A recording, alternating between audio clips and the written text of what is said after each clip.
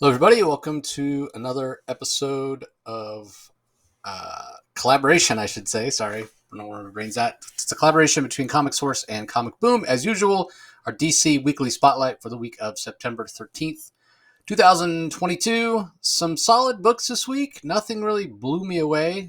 I don't really feel like this is a week with big books, but there are some solid books. So overall, I thought it was okay. What'd you think, Rocky? I agree with you. Overall, there's one book in particular where there's finally, I think, what some fans have been crying for, with some reminiscent and some nostalgia callbacks That's to true. Rebirth, a big one with Batman v Robin. We'll be spoiling that.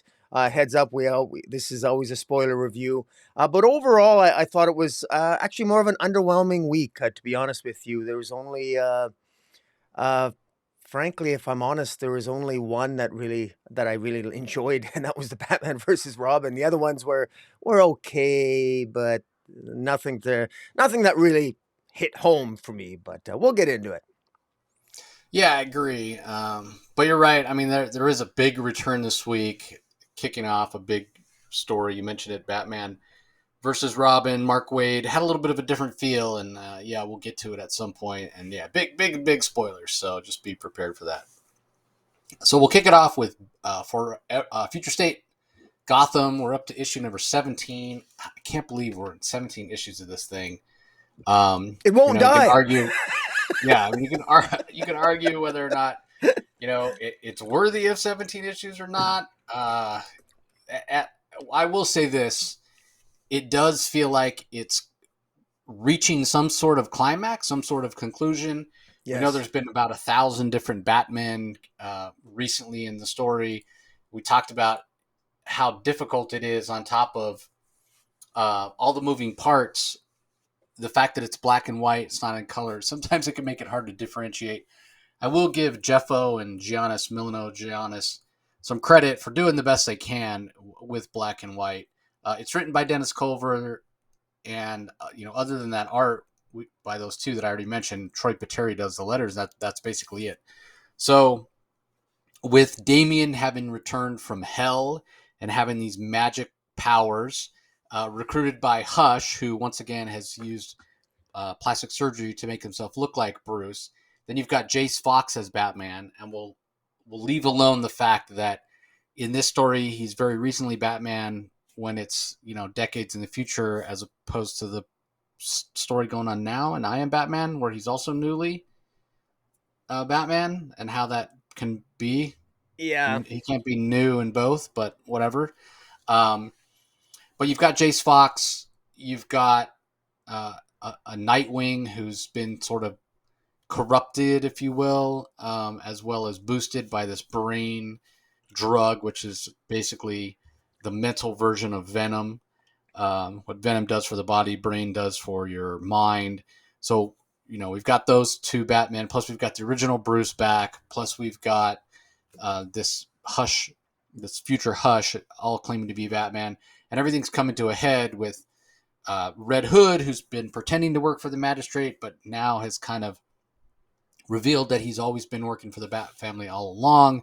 We've got Barbara Gordon back as Batgirl, but looking young and spry as ever, which also doesn't make sense considering, uh, her age.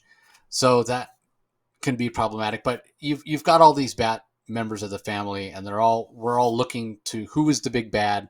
We've known for a while as readers that the big bad is Hush. The Damien return is sort of surprising in a lot of ways, but it does tie into things that we've seen previously in Batman Urban Legends, as well as other hints in other stories and anthologies of Damien basically becoming a bad guy in some point in the future. Batman 666, they call him. I guess it sort of ties into his history and his legacy, the fact that he's, the grandson of the demon, Ra's al Ghul. Um, but it also sort of feels like really low hanging fruit. And, Rocky and I have both talked about what a great job Joshua Williamson has done with maturing Damian Wayne in the Robin series and making him um, just a more interesting character in a lot of ways, a little bit more of a complex character, a character that's shown growth. I don't think that Williamson ever did this thinking I need to make Damien a more likable character. Um, I think that a lot of Damien fans like the fact that he's kind of a jerk and he says things that are completely um, irrespective of other people's feelings. He comes Right. across as a brat to me, more of brat man than Batman. Yeah. Um, I don't find it amusing. I don't find it funny. To me, it just makes it means you're not a very good person. Like in turn, you don't have integrity. You don't have dignity when you're constantly putting others down. But again, Williamson's done a great job of maturing him out of that.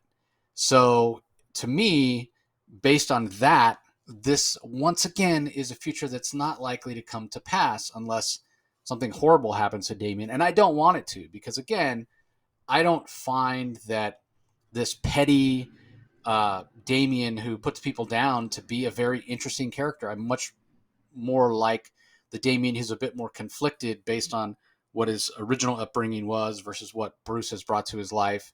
And he's matured. He's taken much more of a leadership role, especially on Lazarus Island. That's more interesting to me. So how you reconcile that Damien with the Damien we have here, I don't know, other than to say somebody over at DC decided that, hey, we need to keep on with this defunct timeline that's not going to come to pass. So, despite the sales on this book being, I guess, halfway decent enough for it to go 17 issues, I just really don't understand why this is continuing. And we've talked about it and kind of ad nauseum at this point of, why this thing is existing. Why is it black and white? Who are they trying to appeal to? They don't really care what we think, obviously, because it's going to keep going. But I really think, even in the interest of who Bruce Wayne is as a character and who Damian is as a character. Like this needs wrap it up already. This needs to end.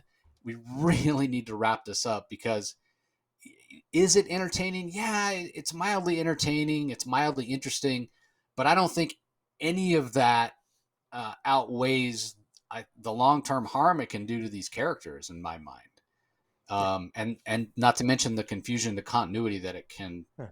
I mean, if you're trying to pull in new readers that are more into manga and anime and whatnot. And that's why you're going black and white, and that's why you're going with this art style.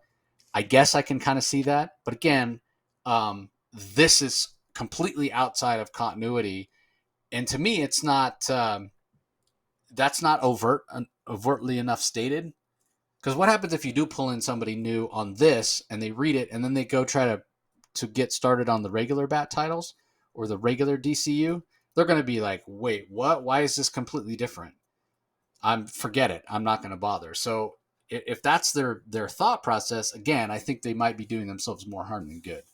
So yeah, is it mildly entertaining? Yes.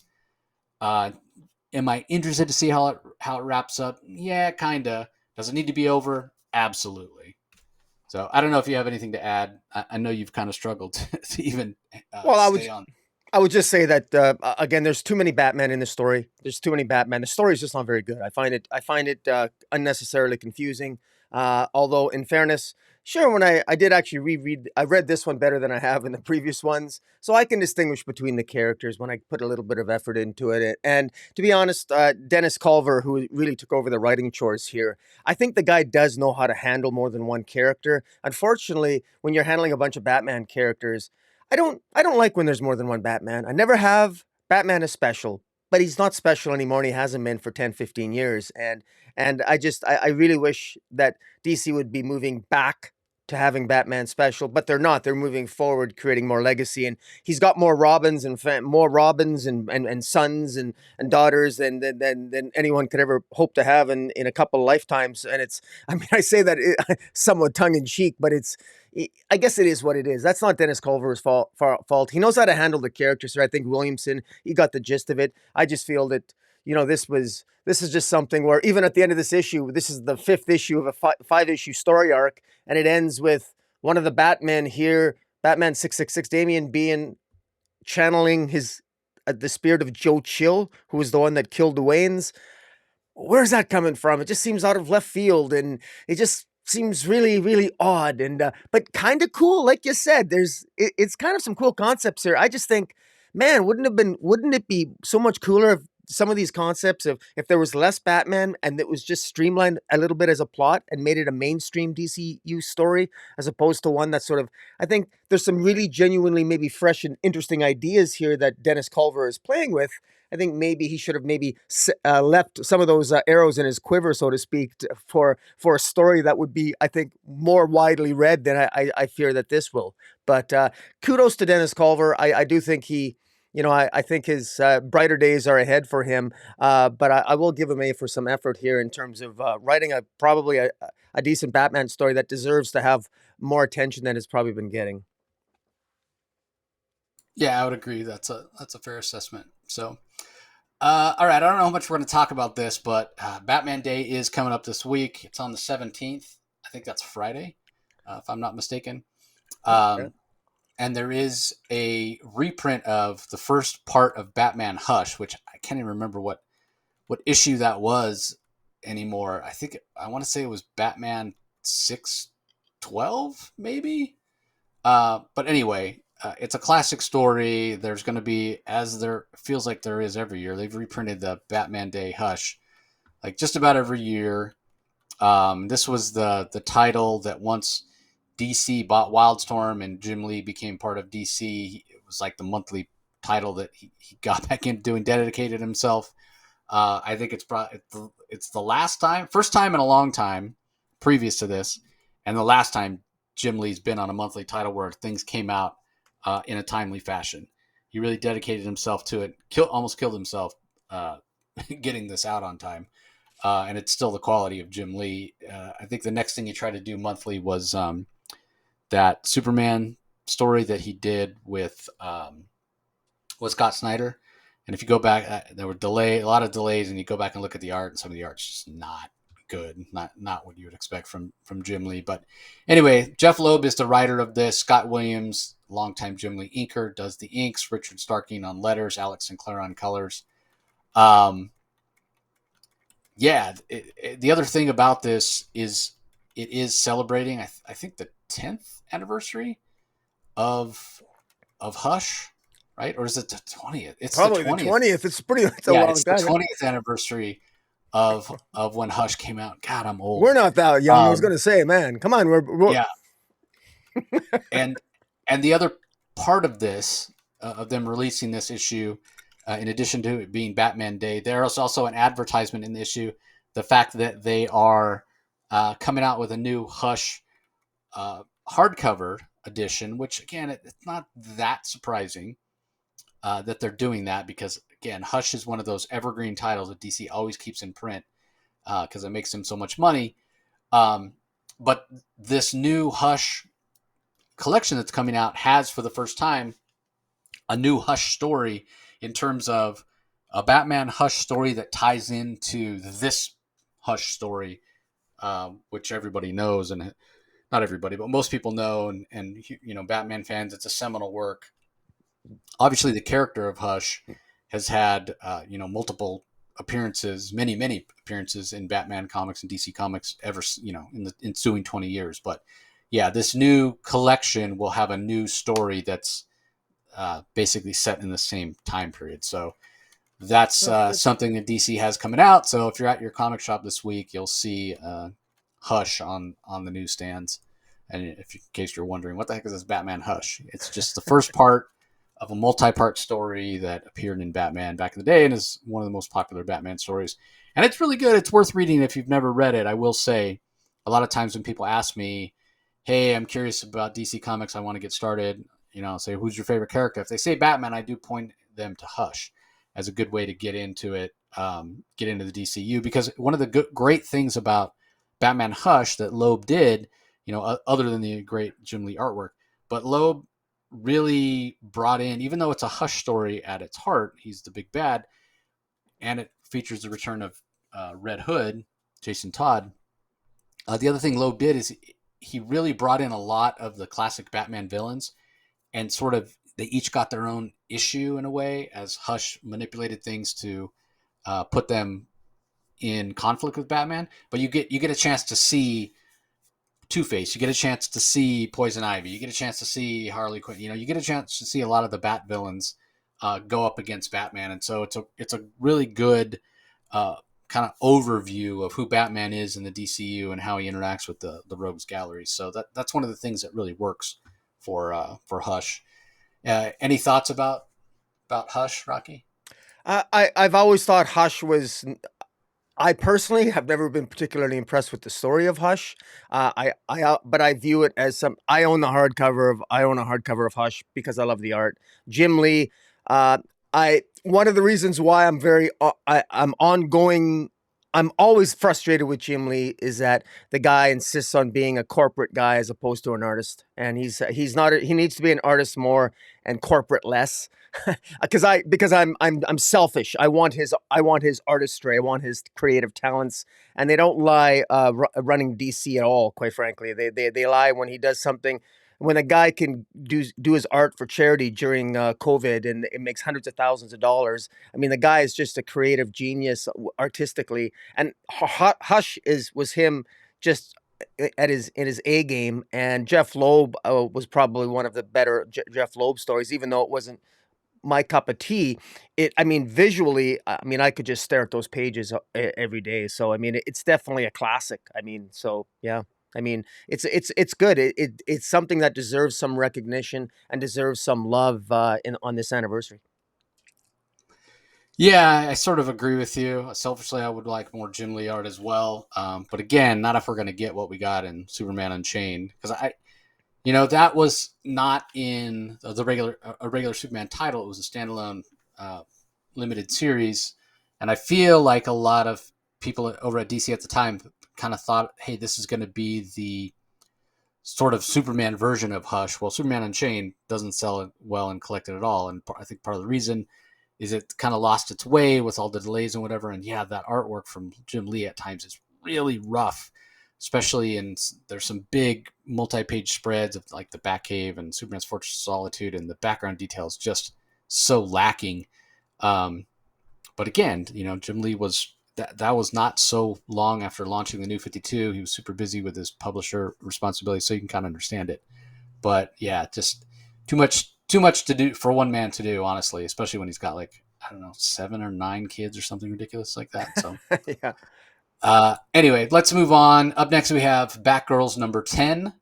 So this is interesting to me. So you're talking about up to 17 issues of Future State Gotham, which is a little bit hard to believe.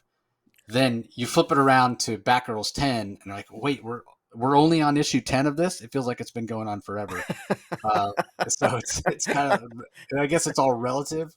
Yeah. Um, but anyway, it's part two of the news story, Batgirl Summer. It's written by Becky Cloonan and Michael W. Conrad. Neil Gouge does the art for this issue. Rico Renzi on colors, and Becca Carey on letters. What'd you think of this? Well, first of all, we've talked about Batgirls before, but it's worth taking a note just at the covers, because if you look at the covers, the covers are it just looks like it's for a different age group.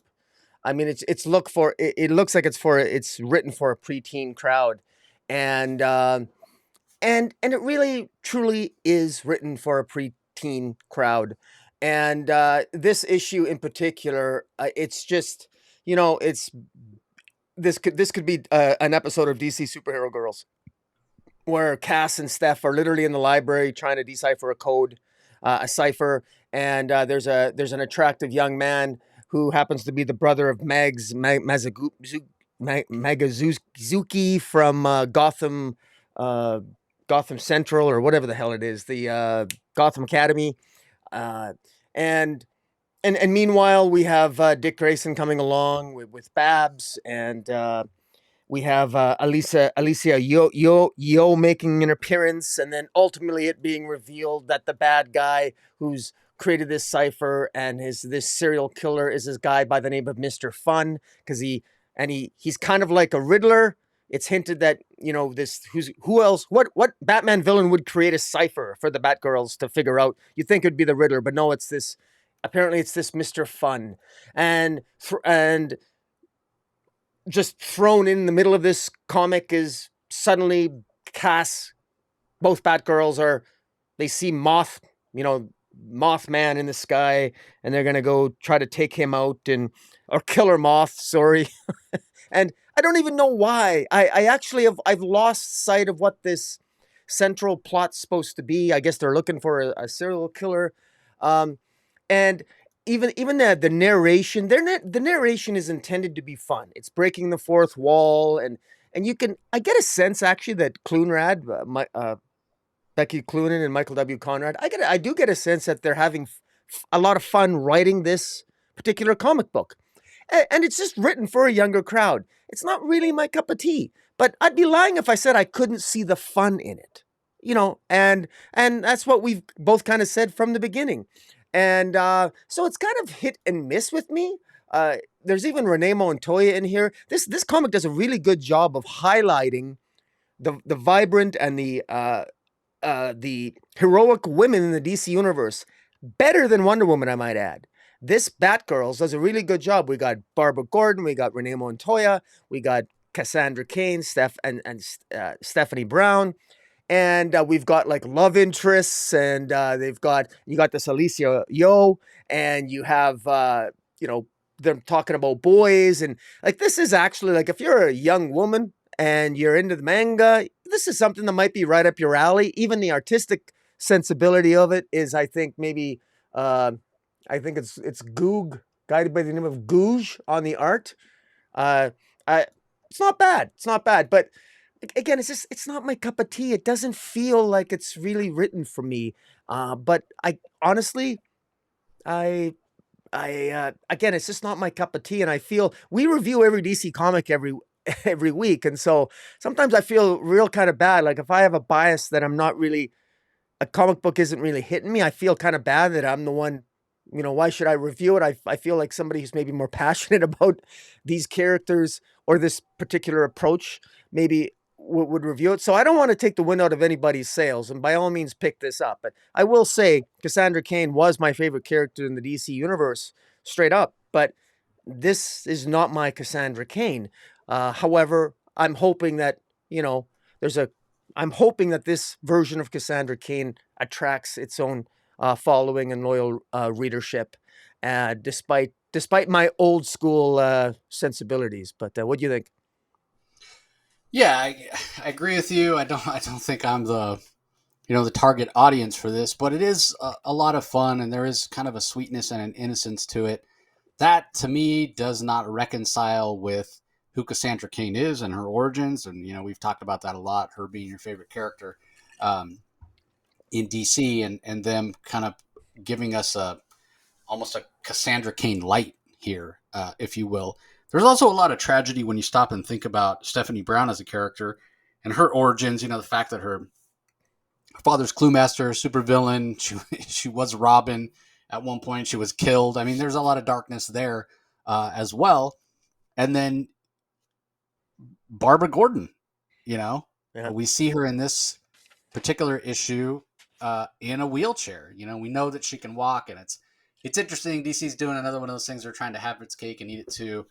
There was a lot of sort of toxic pushback when DC put her back in the costume in the New 52 with the new Batgirl title, Gail Simone writing it, and people were really harsh to Gail online, saying you ruined Batgirl, the one character, the hero, the force for good when she was Oracle that was representative of people with disabilities and whatever, and just really letting her have it. And Gail's like, this wasn't my choice at all.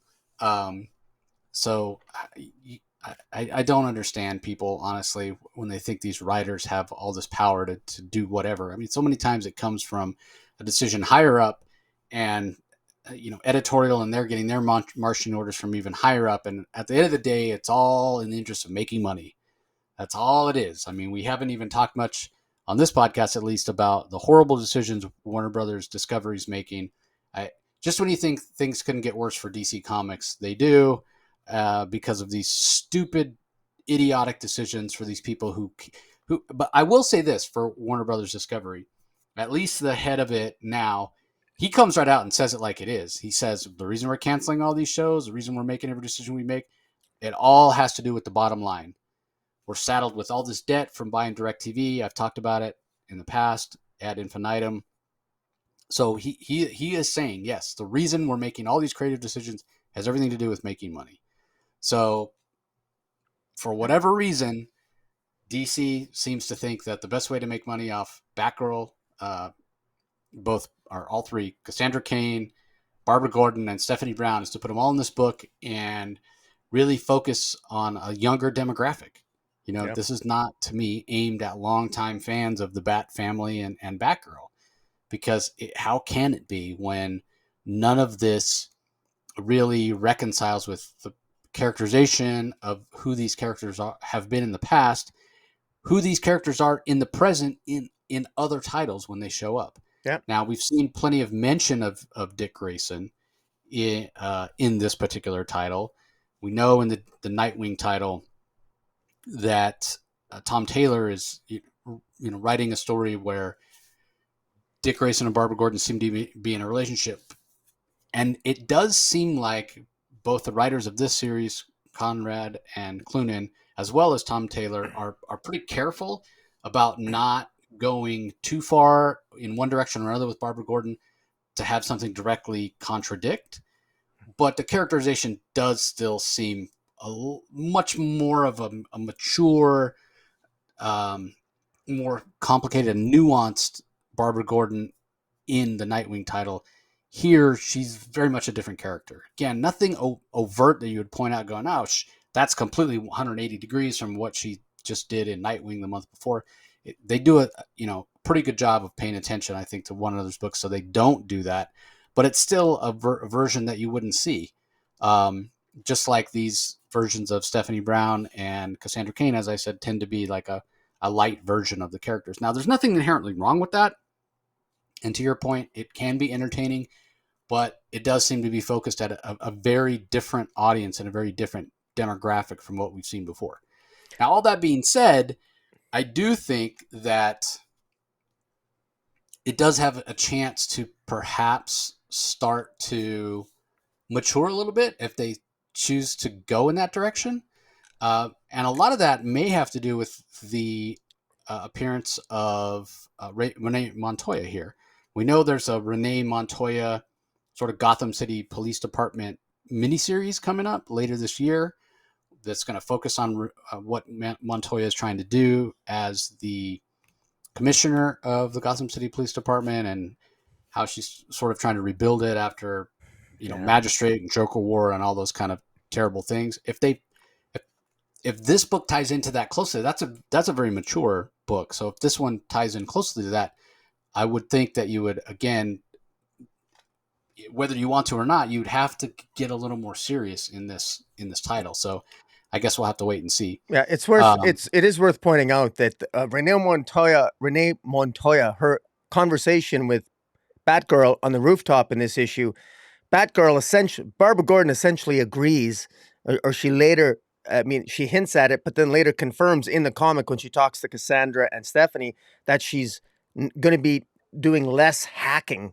She's going to be using her hacking skills less and less because of this conversation she has with Renee Montoya. It's almost as if Clunrad, that they've decided that maybe suddenly Barbara Gordon is having second thoughts about the morality of her violating the privacy of people in her investigations and being a glorified the number one hacker in the DC universe. So I find that kind of interesting. I'm not sure if that's just for this issue, or I'm sure she's going to go back to doing it from time to time, but I just thought that was kind of interesting and maybe a little inconsistent with her portrayal, certainly in Nightwing. But again, it's like you said, there's always subtle little differences that it's up to the reader to reconcile in her own headcanon.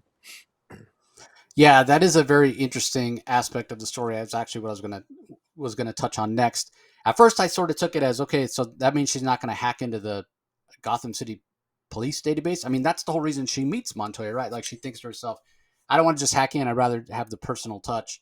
But then when she goes back to her apartment, she's talking to Dick. She's like, oh, my back, is really hurting and blah, blah, blah.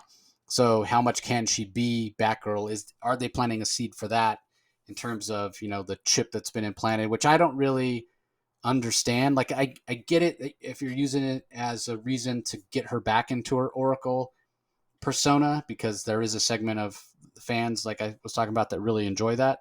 But then how do you reconcile that with this, like you said, morality struggle that she's having with, yeah, I shouldn't be hacking and violating people's privacy. Like there is in real life an ongoing debate in sort of the circles of computer savvy people, especially if you go into the dark web and 4chan and all that kind of thing. And you have what's called white hats, and you have what's called black hats, and you have what's called gray hats. Um, Anybody who considers themselves a black hat, if they're hacking, they're only in it for themselves. They don't care about anybody who gets hurt. Then you have the people that are white hats, and yeah, do they violate people's privacy? Do they break into companies? Do they technically break the law? Yes, all the time, every day, but they do it only in a way to investigate and to vet other people who are breaking the law, who are causing much more damage than them, right? Like if some company's doing something, horrible, they might hack into that company, into their emails, and try to get proof and then turn it over to the authorities, all in the interest of stopping those people. And then you have the gray, who the um, Yeah. based on the situation, may go one way or the other. So it is an ongoing debate, and I do find it interesting.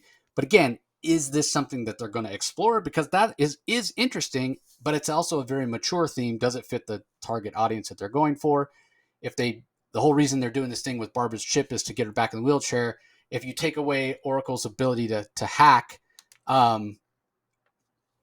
excuse me, then she's far excuse me, she's far less interesting. Yeah.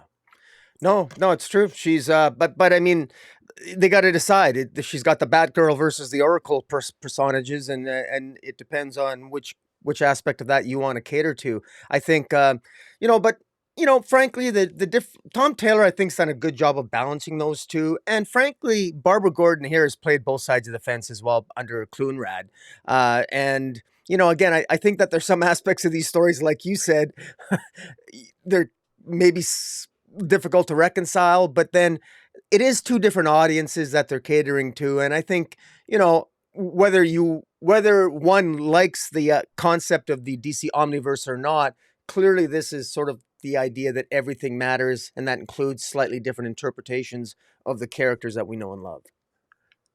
Yeah, exactly. And there's nothing wrong with evolving them, with trying different versions of them, but all those versions aren't going to work for all the fans.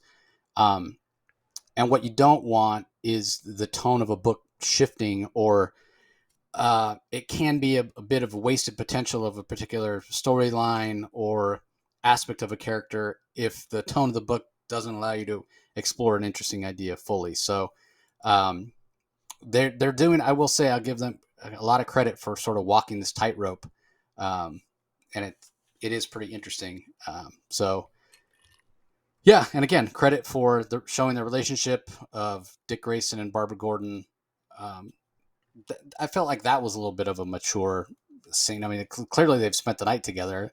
So when, Yeah. so when I was reading, I was like, huh, who's this aimed at again? So yeah, they're walking a tough line. They've got a tough assignment for sure. All right, up next we have Dark Crisis: World Without a Justice League Wonder Woman #1. Tinny Howard does the script. Layla De Luca on art. Jordi Belair on colors. Troy Petrie on letters. There were some variant covers. Chris Rosa, uh, Yeah. Al Barrio Nuvo, and Annette Kwok. So Yeah. um, again, and we've talked about this a lot when we've talked about these Worlds Without a Justice League. The whole idea that Pariah has trapped the supposedly deceased members of the Justice League in these happiness prisons where they're in this world that has been plucked from their own mind of what they would want the world to look like, and somehow that's generating some power or energy that Pariah can harvest. Man, this may be the worst one yet in terms of, I can't imagine this is anything like a world that Wonder Woman would want to see. I'm glad you Um, said it. I'm glad you said it because I've always been a little bit of a negative Nelly with Wonder Woman in the last year. yeah, So I'm glad you I said it don't. first. Yeah, so you're telling me what Wonder Woman's happiness prison is Etta Candy being president? Yeah. Okay, I could buy that. Closer ties with Man's World and Themyscira? Okay, I'll buy that too. But that's about it in terms of what this is. Her mother lying to her for like lying to her forever, like not just recently, but lying to her forever. Her mother holding Dr. Psycho hostage and sort of torturing him in a way. Uh, the Yeah. Themyscirans, the Amazonians saying, you know what, we don't think man's world can be saved. We're tired of trying to save them and help them. We're going to get in a rocket and leave Earth.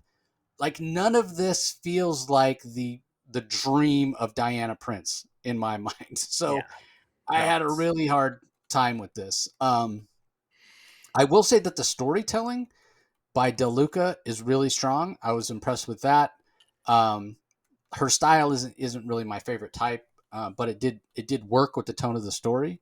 And Jordi Belair, who always does great color work, also up to her usual standards. But I just found this sort of odd.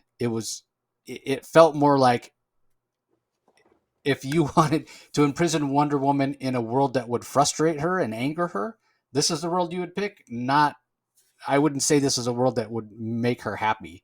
So I don't know. I really struggled with this one. I mean, we talked about it with the very first one um, when it was Superman, and the whole entire galaxy had been conquered by Darkseid, and that was the reason why. I mean, you were the one that said, "Yeah, I think this is the world where, Pariah is trapping has trapped Superman for whatever reason, um, because he's getting his fondest wish, which is to, have back those years that he lost when John was artificially aged up."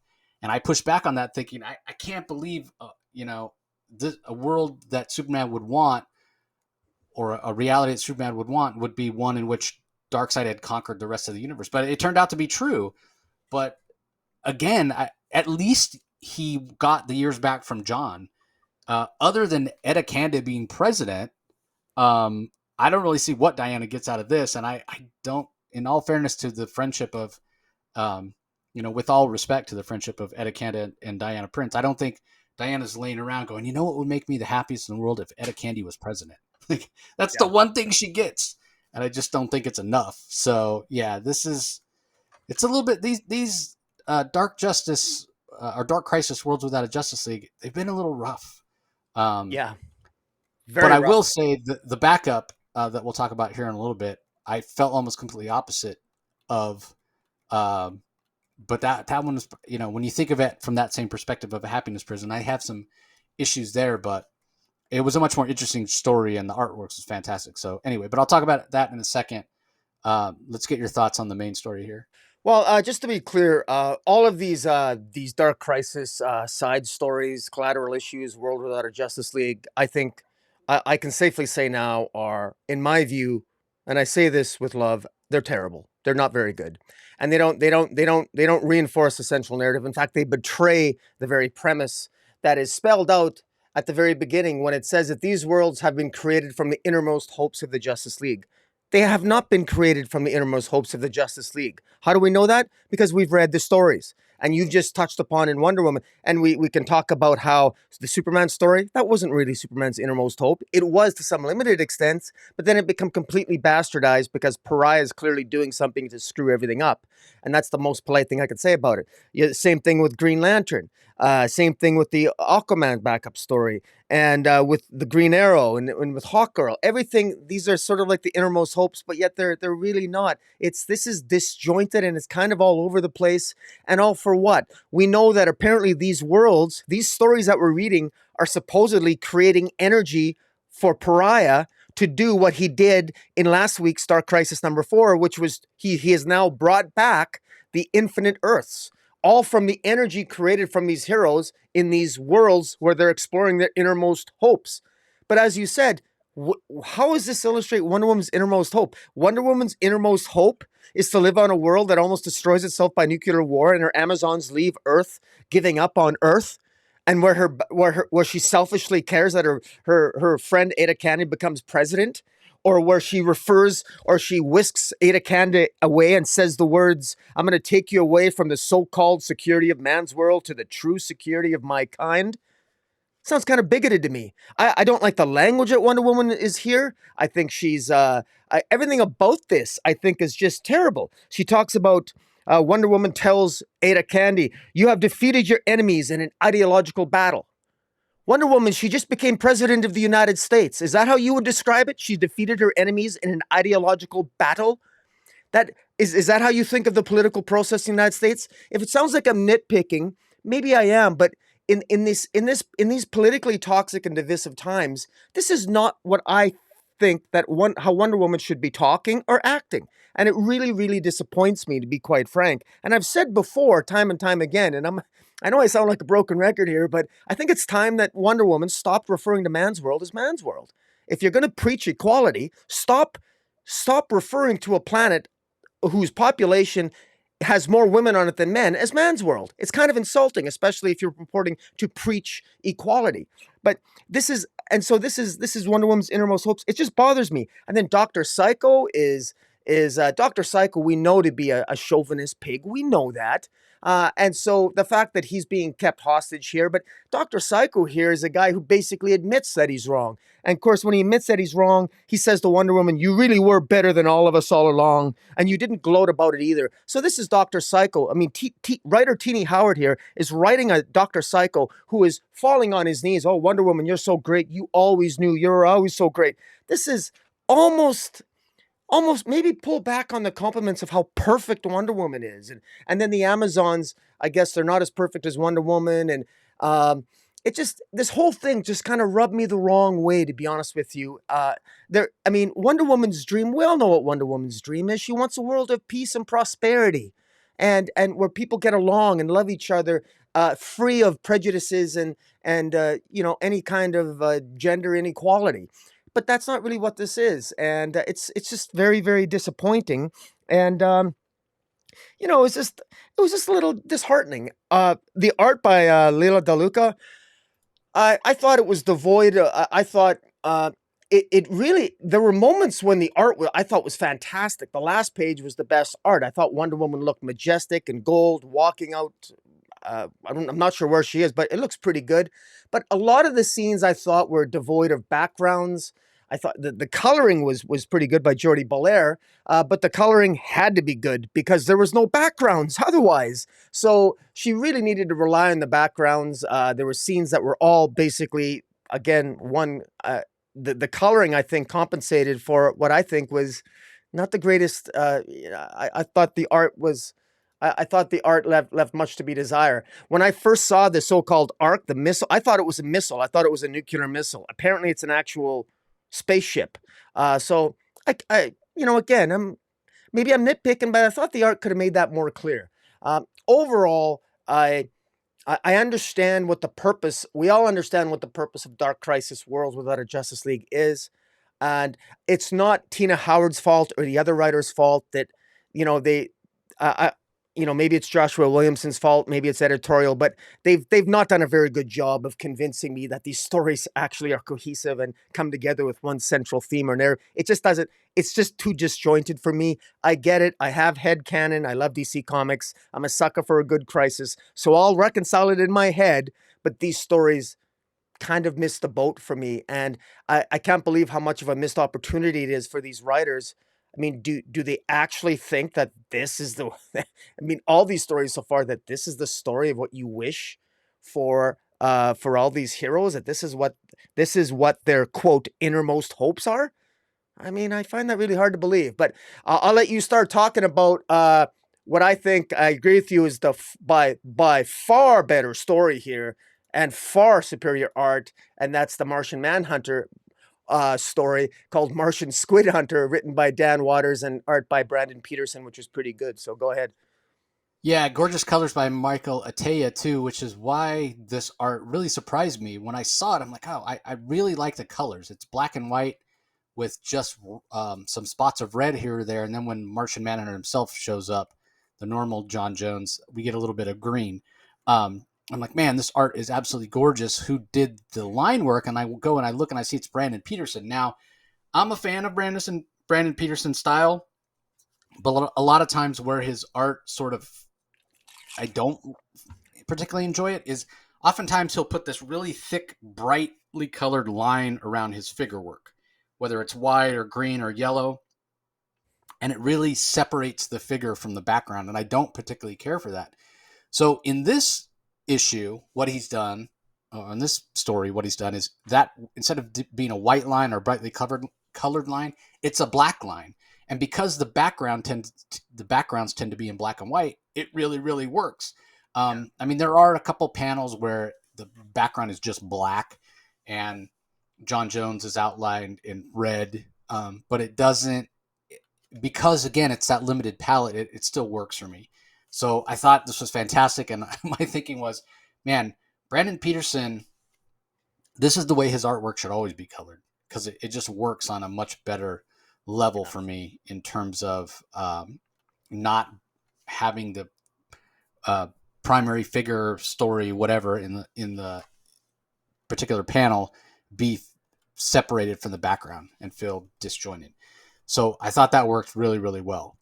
In terms of the story by Dan Waters, it does still have some of the same issues that we've talked about. Like, why would this be what John Jones would want? So apparently, we're to believe that at some point something happened with these superhuman attacks and environmental concerns, and so all the humans were forced to all the humans on the entire planet were forced to splice in squid and octopi DNA Yeah. into their bodies so they could better handle the changing environment and Yeah. superhuman attacks, which in itself is an interesting idea just on its own. But the thing where it really, where it's really apparent is nobody has a bottom half of their face. Pretty much from their nose down, it's just Yeah. a bunch of tentacles. So I'm not sure how they eat. I'm not sure I want to know, but it gives everybody this weird looking face, including John Jones himself. Um, Yeah. so again, you have to wonder, why would this be something that Martian Manhunter would like? Now, apparently, as sort of a side effect of the splicing the DNA, it's not really explained. Humans have also developed some telepathy, which has, in a way, allowed people to have closer relationships with their loved ones because you can kind of share thoughts and feelings, much like Martians did in the past. Mhm. Um, but the world doesn't necessarily seem to be better off for these people having survived. And, the issue starts off with this guy who's literally been ripped apart. And the question is, what does paradise look like on Earth?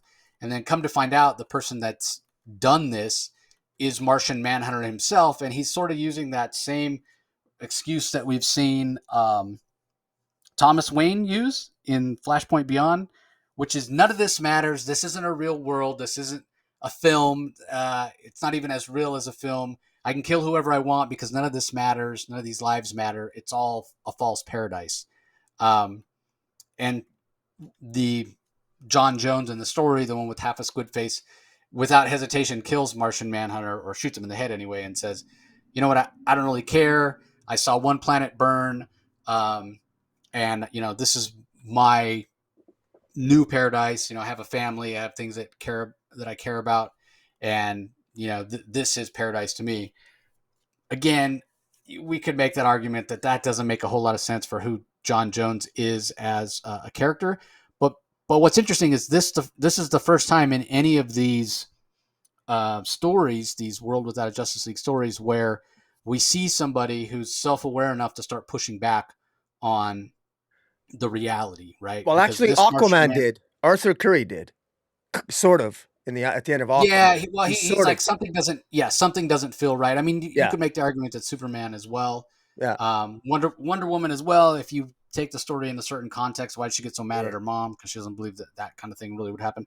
But it's leading me to a bigger point. But you can kind of understand why John Jones would manifest another version of himself and then appear to the version of himself that is buying into this reality, because he is so much more mentally strong. He has the mental abilities, so you can kind of understand why he would be the one who's trying to in a way, warn himself, Yeah. warn his conscious self.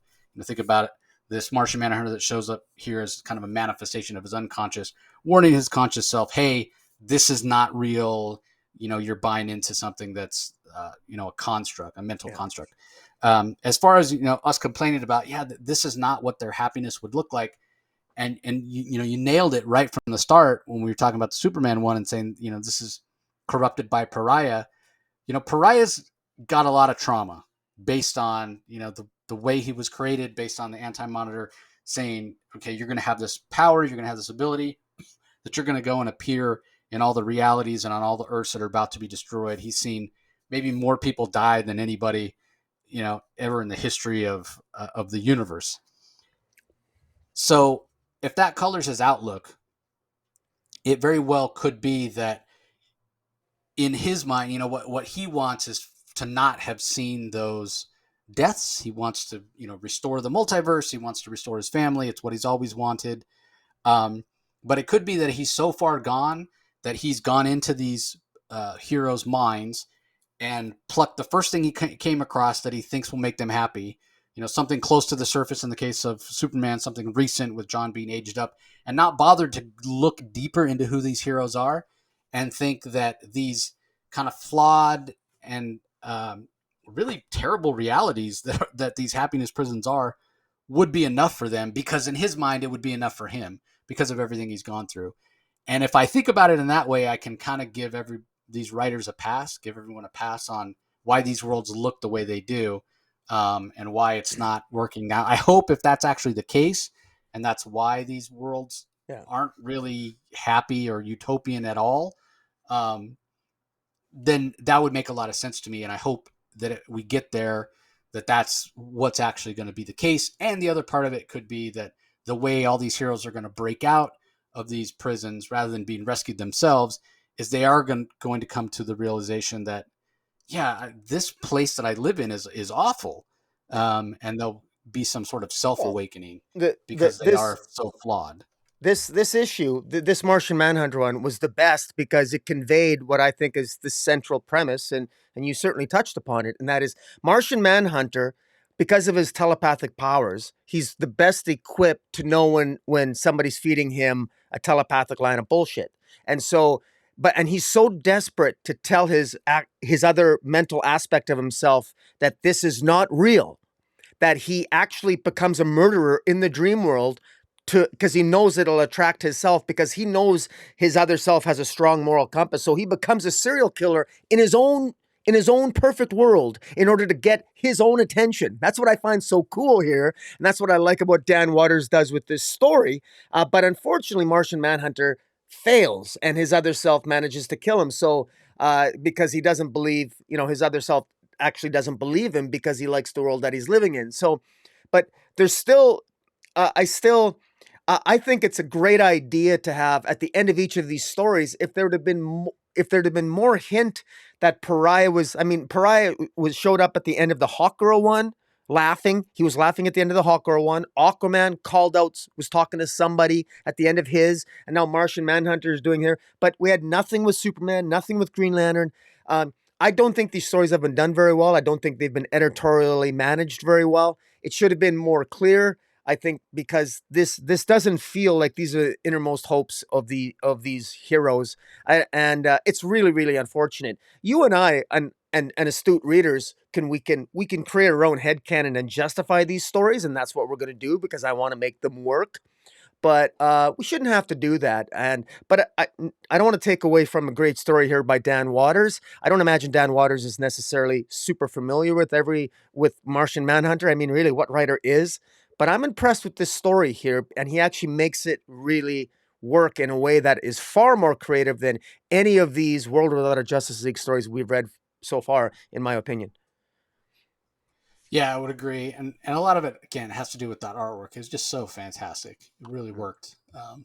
Again, I mean, I don't know that Brandon Peterson's artwork should always be like that, but I would hope that editors are paying attention and see how great his artwork works with that limited palette, and Yeah. give him some more stories like that. So, all right, up next we have Batman versus Robin #1. It's written by Mark Waid. Mahmoud Asrar is the artist. Jordi Belair on colors. Steve Wands on letters. I don't know what it is about doing the giant double page spread with a giant title for Mark Waid books. They do the same thing with World's Finest. I don't know. Um, I mean, I'm a Mark Waid fan, but I would say that his star has the shine has come off it a little bit. He's not as big of a name as he used to be. Um, but anyway, he does seem to be slowly incorporating himself back into the DCU on Batman of all places, which is interesting since he's more of a Superman guy. But anyway, this is the book that we were talking about that has a return of a beloved character. Uh, kick it away. Kick it off, Rocky. What do you think? Take it away. Well, first a shout out to the variant covers here. I love Jason Fabok. He's one of my So favorite. He's one of my favorite artists, modern day artists, and there's a fantastic Fabok cover with Batman and Robin. Looks just really, really amazing. And there's other variant covers that are really good as well. One that has Zatanna on it, one that has the demon Nezha on it, who of course is within the story. And it's just really, really well done. And just a whole pile of covers here. But in any event, what I like about Mark Waid here is that he starts off. He's so good at doing a story. I mean, Mark Waid's skill. You just, my God, you can just see that this isn't the guy's first merry-go-round, and it's certainly not his first time writing these characters. And he just has an instinct for him. He does such a good job. And you know what I this starts off with this lone figure approaching Wayne Manor. And what was really shocking here for me, and I know you and I get these preview copies ahead of time, and I'm reading this, and I honestly had no idea who this lone figure was. He approaches Wayne Manor, and then we have some narration with Batman reflecting on things, and there's a door. He opens the door, and all of a sudden it's Alfred. And it's like, what? WTF? Are you kidding? Alfred? I'm thinking this is Batman v Robin because I know that Robin freed the demon Nizha at the end of World's Finest #7. He was at the door, so I assume that Damian Wayne has freed the demon Nizha and he's possessed by the demon Nizha. And of course he is, and that leads him to attack Batman. That's the central premise here. But what threw me is something far more significant starts this story off, and it's literally the return of Alfred. And right away, you know that this is Bruce Wayne we're talking about here. He's not going to believe this is really Alfred. So he puts Alfred through the ringer. He bombards him with questions and everything else. And very clearly, Alfred answers all his questions. This is all indicated in the narration. Very well done. And it's done succinctly. Mark Waid doesn't waste time like some other writers who will go nameless. It doesn't take him 15 pages to have a conversation. He can do it in 2 or 3. He conveys the essence of these characters that we all know and love. And it's clear that, he's still getting familiar with trying to get used to the fact, is this Alfred? And at one point, Alfred says, let's go down to the Batcave. Alfred knows exactly how to get down to the Batcave, knows how to turn the grandfather clock to the right time, 10:47, which is the time that Wayne's parents were murdered, and to open the doors to go down to the Batcave. So he's passing all the tests. But they get down as we're walking down to the Batcave, I want to know more. How is Alfred returns? But you get down to the Batcave, and lo and behold, there's Damian. And you know something's off with Damian, and he's there with Tim Hunter and Jakeem Thunder, and both people of magic. Tim Hunter being basically a future sorcerer, and Jakeem, of course, Johnny Thunder, and they're there to essentially take out Batman because the demon Nezha wants to get revenge on Batman for being in prison, because it was, of course, Batman and Superman that imprisoned the demon Nezha through the first 6 issues of Mark Waid's World's Finest run.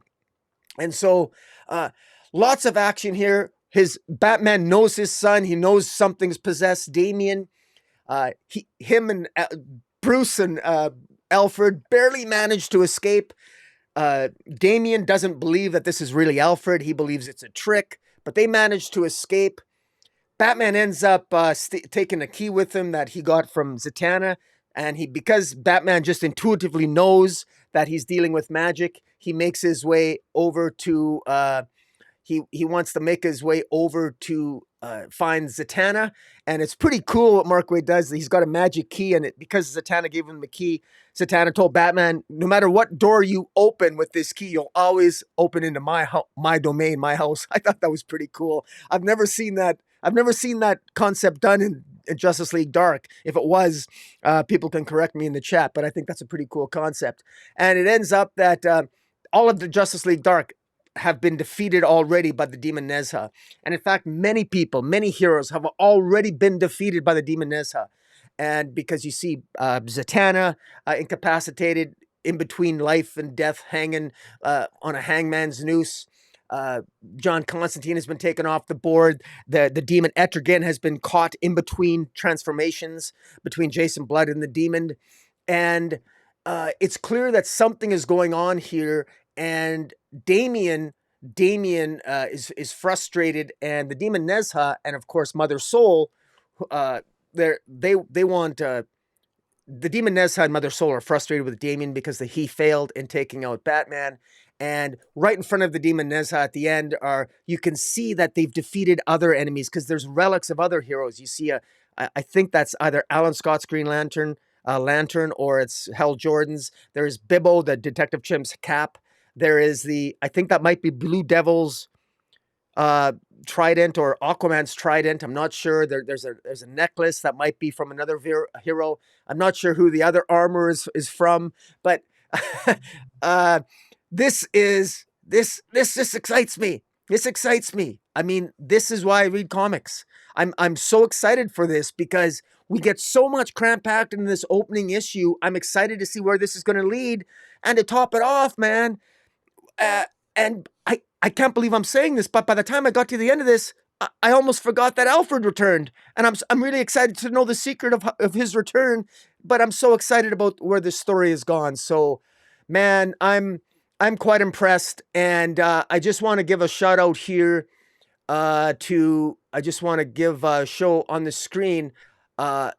There's a scene where when Alfred hugs Bruce Wayne, it's very reminiscent visually of the scene in Rebirth where Wally hugs Barry Allen. The scenes are very similar. I have them up on the screen for people to see, and it's hard not to tug at the heartstrings, especially for those of us who loved Rebirth and want to get a sense of that hope that you and I sound like broken records for from time to time talking about.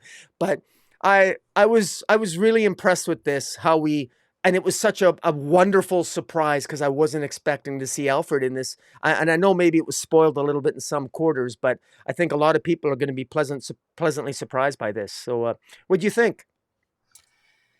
Yeah, we know that there's going to be some big magical event coming up as sort of a crossover into various DC comics next year. This seems to be the start of that.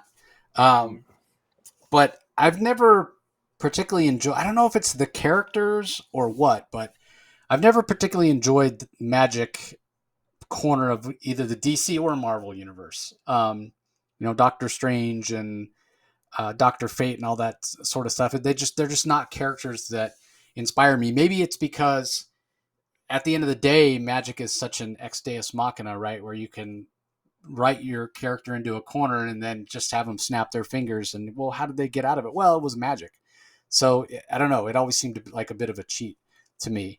Um, that being said, obviously I'm happy that Alfred's back. Obviously, there's a mystery here, and it's going to have everything to do with magic. And so I don't know what other way you bring him back unless it was after the events of Dark Crisis when there's some sort of a reset of the DC universe again. So if I had to choose between the two of those, I guess in a way the reset of the DC universe makes more sense to me. But Magic's probably a simpler explanation, and it does allow Alfred to come back sooner. One of the other things I don't like is it's super tropey that we're getting this Damian Wayne possessed by the demon Nezha storyline. It's not so different from what we're getting in Dark Crisis with Pariah. We've gotten it so many times. You can make the argument Deathstroke, Slade Wilson as well, possessed by who's ever corrupted the Great Darkness. It's not a new concept. It's been used time and time and time again. But the problem I have with it being used here is when Damien is possessed and corrupted, it's sort of pushing him back into what he was previously, that I talked about when I was talking about Future State Gotham. Not so different than what he is in Batman 666. very much this mustache twirling villain. And I don't know, maybe Mark Waid thinks, well, I never got to write Damien when he was a brat, so this gives me an out to write him when he's a brat. I just don't like this version of Damien. So you've got this story, you've got this crossover that's coming where it's the version of Damien that I dislike the most, and we're going to get a bunch of magic users that I'm not really that invested in terms of Zatanna and um, Detective Chimp, which I never understood why he was part of Justice League Dark and became. I mean, I sort of get it because he's friends with all those people, He but owns the anyway, Oblivion Bar, which is yeah, magically linked to the Justice League right. Hall of Justice. But he himself doesn't have any magical abilities, and the Yeah. argument could be made the fact that he's one of the most brilliant detective minds, that he's the last person that should be in some magical world. Maybe that's what people or writers found interesting because it's such a juxtaposition. But again, these just aren't characters that I'm interested in. Zatanna, in terms of how she connects to Bruce, and how they've tied her into Bruce's past recently. And I've said many times I much rather would see a relationship between Zatanna and Batman, or Zatanna and Bruce Wayne, than Catwoman and Batman. I think Zatanna and Bruce make a better couple, make more sense, have much more in common in terms of values and all that sort of thing. So I am interested because it's Zatanna, but I could do without ever reading another Swamp Thing story. John Constantine, um, Tim Hunter, yeah, they just there's not characters that interest me. But But they're taken Magic off has the been, board here. They might not even play a role here because they've already been taken off the board. So we don't know what role they're going to play, if any, in this. So we'll have to wait and see. yeah. We will have to wait and see if it ends up being just this version of Damien that I don't care for. That'll be even worse, to be to be honest with you. It's just not. He's just not a character that I enjoy reading. Well, Um, I thought Jace, though I thought we both agreed that we liked Jace at the end of his Robin run, Robin number 17, Josh Williamson's last run in the series. exactly. Yeah, I I thought, do. but I this very is, much. yeah, but this But is an this is evil. not This is, that. I know. Well, no, but he's possessed. So I mean, it's not But actually that's Damien. my It's point. That's my point, Rocky. That's my point. You spent all this time and did a fantastic job, Joshua Williamson, of evolving the character into a more nuanced, more complicated, much more interesting version of Damian Wayne, mm, right? You spent all that effort because, again, even you and I both said at the beginning of Robin, it felt like Joshua Williamson had devolved him, and then mm. built him back up past the point that he'd been at. And now Mark Waid comes in and says, oh, I never got to write Damien when he's a jerk. I'm going to throw all that out. Now, again, I know he's not necessarily throwing it out in terms of, Yeah. continuity wise, he's not throwing it out. This is because he's possessed, but he has devolved him by making him possessed. And now he's just a jerk again that I don't want, smart mouth punk that I don't enjoy reading. It doesn't matter what the reason is, despite the fact that the reason is maybe the most overused trope in comic history. I Yeah. would argue. What used to happen every single time back in the day when Marvel characters met for the first time? There was always a Yeah. misunderstanding and they would fight each other Sure. every single time. Now, there would be, again, various reasons for that. Sometimes they were possessed, sometimes it was something was confused, they'd never met before, blah blah blah. But it has been overused to the point that, frankly, I'm a little disappointed in Mark Waid for making this decision to have him possessed by the demon Nezha. But I think It though just that don't you think though that the fact that Alfred at some point, I'm sure we know how close Damien, how Alfred's death affected Damien, when Damien realizes, even a possessed Damien realizes that that is the real Alfred, that might have an impact on the psyche, and that might be sort of like the emotional centerpiece of the story or the story arc. What do you think? no. Again, that's been done to death. That's not new. That's not interesting. If that's what happens, hey, great. But again, to me, it won't be very impactful because it's been done time and time and time again. And frankly, I expect better from Mark Waid. I expect something new and something different. You are harsh, my friend. I mean, is anything that I'm saying not true? Well, I don't. I think it's sort of been. I mean, I suppose we could argue that I get it that that's sort of like it's been done in different ways before. Done to I just death? think that I don't think it's been quite done quite like this. I mean, Alfred Alfred's death and Damien's reacting to it, and just the way that Mark Wade seems to just tell a story. It's just well, I'm enjoying it, and I'm quite excited. So far, what Mark Wade has done, he's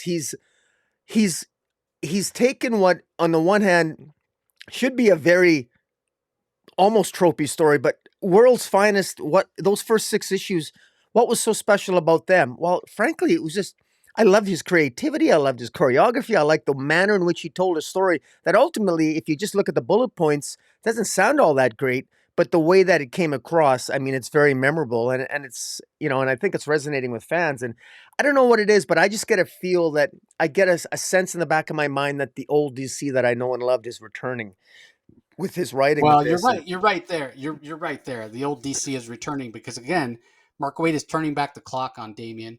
I never got to write him when he was a brat. This is how I can write him when he's a brat. He says whatever and it's funny and whatever. I cannot. I can't really overstate how much I dislike Damian Wayne when he is a smart aleck punk. It's just the most lazy, uninteresting version of Damian, and it's like for whatever reason, DC seems determined to bring that version of Damian back time and time again. Like I'm over it at this point.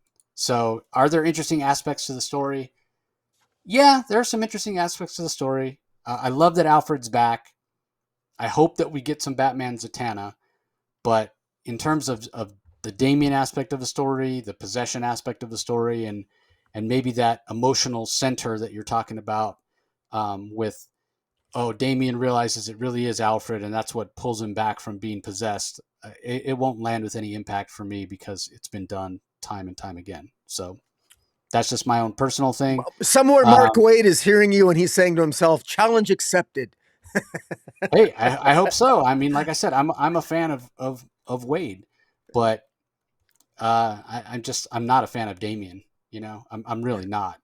Despite me really enjoying what Joshua Williamson has done with the character, but this feels like a step backwards. So, Well, and I it's going to also be didn't really interesting to care. see I didn't really moving care for forward. the Osrar art. Yeah. Um, I don't know why Jordi Belair chose the color palette that she chose. I don't know if she felt that it suited the line work best, but for me, the line work and the color work, it's very muddy. I didn't care for it. I think the storytelling is fine, and I've seen Osrar's artwork before over at Marvel, and it's been very dynamic. Here, it feels like there's something lacking, and again, I don't know if it's the fact that the color palette is muted, and it's not doing the best to kind of highlight the art, or if this is just a different style that Mahmoud is trying. But yeah, I thought the art was, it's not bad art, but for something big like this, a big event, I would expect it to be a little better. Um, so yeah, I was a little disappointed. So, Hmm. but you're right about the covers. There are some spectacular covers, and there are a lot, a lot, a lot of covers. Yeah. Probably the Fabok one that you mentioned might be my favorite one, but Mm. I don't know. The one I don't even know who did it. The one with Zatanna by herself. That one's pretty solid as well. Yeah. I particularly enjoyed that one. That might be a Joshua Middleton one now that I look at it more closely. But anyway, let's move on. Superman, Son of Kal-El, number 15. Script by Tom Taylor. Pencils by Cian Tormey. Inks by Tormey and Scott Hanna. Colors by Federico Blee and Matt Herms and Dave Sharp on letters. So, time for Tom Taylor to finally finish up the Henry Bendix storyline that's been going on since issue 1. Uh, Rocky certainly has talked about it in the past, how it takes Tom Taylor time, sometimes too long, to get to the point. Part of that is that he has so many character moments, and we certainly enjoy those. But yeah, his plots can tend to drag a little bit. So ultimately, this was, I think, very satisfying to see the end that Bendix comes to. Now, do I think Bendix is gone for good? No, not at all. Despite the fact that Lex Luthor does give him some sense of justice, which is again in and of itself sort of interesting that Lex Luthor is the one that ultimately defeats Bendix. By blown him out of an airlock. Um, it would have been nice to see Bendix's body explode. Even then, we know it wouldn't be the last of him because comics, but it is sort of a way that Bendix gets his comeuppance. And I also will say that Taylor does a great job of writing Bendix as very believable in terms of being petty and willing to, destroy the whole country of Gamora and go scorched earth, as Lex Luthor puts it. That's everything we know of Bendix, right? That's very true to the character. So I thought that was pretty interesting. And, this is the Damian that is more mature and does have, more of a sense of morality, and that I do You enjoy. mean Tom you mean Taylor clearly. John or Damien? You said Damien. Damien. Yeah, Damien. Oh, and this. This is a Damien. This is the Damien that we had at the end of Oh, Williamson's okay. run. Sorry. Yes. Okay. This Yeah. isn't the Damien from uh, Batman 666 Future State Gotham. This isn't the Yeah. Damien possessed by the demon Nezha. Right. This is a Damien who does practice restraint and just slaps Bendis and says, when Bendis says move and he slaps him, you want me to move again? Yeah. Seriously, you're running away? Like, yeah. So this is the Damien. He practices restraint. This isn't the Damien that's going to go up there and beat the crap out of Bendix. He knows Bendix is defeated, so he can sort of toy with him a little bit. So again, a Damien that I enjoy, that's a little more subdued and not so over the top, angry, Punisher like, if you will. So I enjoyed that as well. So there's a lot to like here.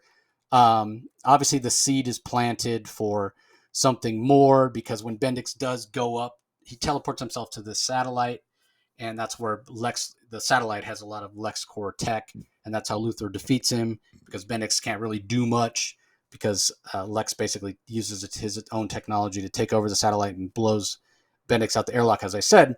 But before Luthor gets there, he Bendix fires off this beam of energy that's going to take out Gamora, and John goes and gets in the way of it, and he's absorbing it. We know that the Kryptonian cells are, they absorb energy, whether that be solar light radiation or whatever. This is a red beam, so I'm not exactly sure what it's doing to John's body, but clearly Tom Taylor makes it a point that it's doing something. And John even looks at his own hands at one point, and he can see through his skin to the bones. And he says, I can feel fire behind my eyes and my fingertips. Something's building inside me. I thought he was going to have to release that energy, but I guess not. So, again, there are character moments here. It does bring the Bendix story to an end. And next, we're going to have the return of Kal-El. So, wondering how that's going to play out. We know that coming up in Superman 1050, there's a big event that we're told changes the history of, or changes everything. Nothing will ever be the same again for the Superman family. So, hyperbole and blah, blah, blah. And we'll have to see if that's really the case or not. And you think there's a lot of covers for Batman versus Robin. Forget about it. I think there's like 50 covers for this Action Comics 1050. It's so Yeah. completely I don't ridiculous. understand. Like, why Yeah, so many? I don't get it. yeah, I don't either. But in my mind, it's like, okay, well, if Superman's coming back next issue, the real Superman, um, then this can be over, right? We don't need Superman Son of Kal-El after issue 16. Obviously, that's not going to be the case because this has been selling really well. But yeah, if Kal-El is back, no more John Kent Superman. I've talked. It had nothing to personal against John Kent. We talked about, didn't really feel like he earned it necessarily, the title of Superman. And we could argue about that more if we wanted, but we're not going to. But the point being that I don't care if it's Spider-Man or Batman or Superman or who it is, who's second, who's first, whatever. There needs just one character per name at a time, please. If you want to have another character, if you want to have John Kent do something, as a hero and have his own title, I'm fine with that. Just give him a different name. I don't like when you have two Spider-Man or two Batman or two Superman or two of anybody. They need to have different names. I don't care for it. At not Yeah. in the slightest bit. And I realize I'm being like super kind of ranty tonight. I don't know. Maybe I'm tired, but being very It's critical. okay. But Rant. Rant. I'm gonna that's rant. just I just don't like it. I don't. I mean, back in the day, it would never have been done because you wouldn't want the confusion. And now it's like, I just don't understand. It's part of the reason that we had all the pushback from conservatives when, oh, they turned Superman bisexual. No, it's not really Superman, it's Superman's son. Well, these people, we know these people don't read comics, and you're calling John Kent Superman, so who are they supposed to think it is? You know what I mean? Yeah, Not that I'm exactly. defending them in any form, but what are they supposed to think? So, Jace, I love Jace. We're going to talk about I Am Batman in a little bit. Fantastic issue. But he shouldn't be called Batman. There already is a Batman. Or take Bruce Wayne out of the cowl and just have Jace Fox as Batman and then call him Batman. But Yeah, one at a time, please. So, anyway, I did enjoy this issue, particularly for Bendis getting his comeuppance. Obviously, there's seeds planted. Um, the only thing I could think, and this is probably not going to be the case, but recently, in the last few months, I had Ron Friends on the show to talk about the Electric Blue Superman. And it's so interesting because Ron Friends drew the first issue of Spider-Man in his new costume. right. Spider-Man could be argued is the most well-known Marvel character. And then we have him on the DC side designing and drawing the first Electric Blue Superman, first new costume for Superman. That's just so interesting to me that it was the same guy. It wasn't like that was planned out or anything. Yeah. Um, but they did have plans to do something else with the Electric Blue, and they put it back in, and then they had Strange Visitor, and then that didn't work out and whatever. And go listen to the interview because Ron talks about it, and there are still some sort of plot threads that are dangling from back in the day. And I love the Electric Blue Superman. I know that many people didn't like it, but I have a fond, nostalgic love of it back in the day. And I could only think because it's in space and because this beam was hitting John Kent, and the whole Electric Blue Superman had to do with Superman getting his powers back after Final Night, which was this crossover where the sun was burning out. And Superman got supercharged, and eventually his body converted that to electricity. And then when he wasn't in the Electric Blue uh, version of Superman, he was like Clark Kent, but fully human. Even though he's still Kryptonian, he was human. He could be hurt and all that sort of thing. It would be interesting, just for nostalgia's sake, if John Kent went Electric Blue Superman. Um, Yeah. Yeah. I just think Oh, that would be a whole hell of a lot of fun. But who knows if they would actually do that? But anyway, what did you think about this issue of uh, Superman? Steve it's Kal-El. funny. It was. I thought this was. Actually, I thought this was a very, very clean wrap up to the plot line. Very clean. Everything seemed to wrap up very neatly, almost too neatly in a way that um, I'm a little disappointed. And I want to be clear on this. I'm going to compliment Taylor for actually, this was a well choreographed sequence, like a plot sequence. The battle scenes were good. The actions were logical, taken by John Kent and Jay, and the way that they both Jay and him confronted Henry Bendix. Jay told him to go help the others. I got to stay here. I'll distract Bendix, uh, and you could really tell the relationship between Jay and John that's really been developed. I mean, you could certainly come up with a very compelling argument here that they're well. In fact, I don't think there's any question. This entire, I mean, we're at issue 15. This has been a 15 issue relationship arc. This is what this has been. This is 15 issues of building the relationship between Jay Nakamura and John Kent. That's what this is about. And this ends with them kissing in front of the eyes of the world after defeating the leader, the former leader of Gamora, John Bendix, who was defeated ultimately in space by Lex Luthor. And so it's funny because so everything wraps up nice, and I thought it was well played in terms of how John was utilizing the powers of Wink from the Revolutionaries to teleport him into the inner workings of John Hendricks and into the headquarters of John Bendix on Gamora. I thought it worked very well. I thought the plot sequences were well made. I thought the dialogue between Jay Nakamura and his mother, who was sort of possessed and her mind was controlled by by John Bendix. I thought that was well done. And ultimately, when John Bendix lost his power and hold over Jay Nakamura's mother, how she comes back and there's a great scene. There's a great scene when she realizes, Jay, has a connection with his mom again, and the mind control is gone. There's a lot of really good character moments in the midst of all this battle, and yet at the same time, I can't help but to feel what's missing for me. And maybe I'm expecting too much from Tom Taylor, but I was hoping that John Bendix would be a little bit more of a greater villain, because he's John Bendix is way way way smarter than this. He's not this stupid. Like if you're a longtime fan of his from the Wildcat days, from when he was with Midnighter, he would never be defeated this easily.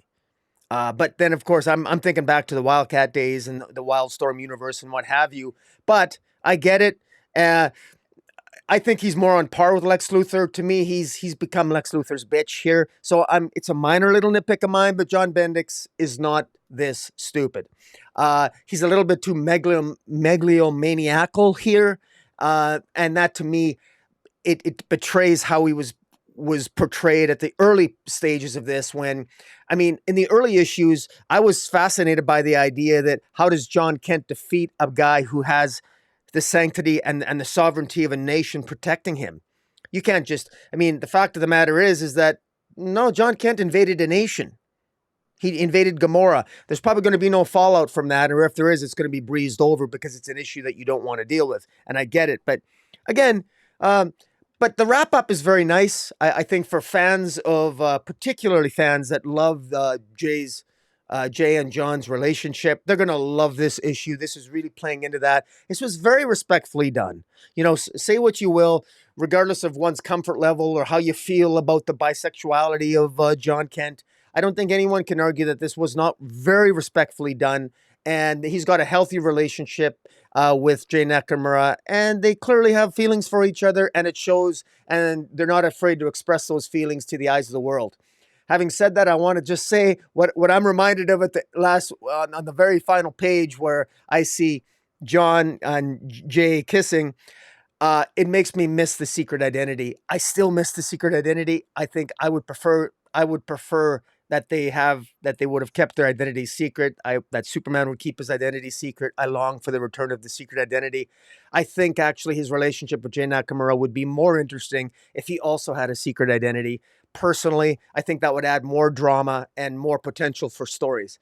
But beyond that, no, I thought this was reasonably well done, and one of the better wrap ups for Tom Taylor. One of the better Tom Taylor issues for this particular Son of Kal-El series. Yeah, I agree with you. I miss the secret identity as well, of Superman, of John Kent. I didn't comment on the kiss because I don't really think it's a story. Honestly, the whole bisexual aspect of John Kent, again, I don't find it interesting one way or the other. It doesn't matter to me. Um, there obviously are some interesting aspects to be explored, story wise, from the point of the relationship with Jay Nakamura and what Batman told um, John about not being able to trust Jay. Was that just because he knew his mother was compromised? Is there something more to it? I guess we'll have to wait and see. But yeah. All right. Well, let's move on. I did mention I Am Batman. We're going to talk about the latest issue. We're up to issue number 13 of this. It's written by John Ridley, Christian Duce, and Eduardo Panseca, and Julio Ferreira are the artists. Rex Locust does the colors. Troy Petrie on letters. Um, Very wordy issue, issue 13. A lot of dialogue in this one, a lot of exposition. What'd you think? Uh, well, I actually like the story here. I gotta like the story here. I do have to say, before we get into it, one of the alternative colors, it was Hispanic Heritage Month, and we probably would be a little bit, or would we be negligent if we don't mention some of the controversy over the Hispanic Heritage Month with the Oh, food and yes. everything?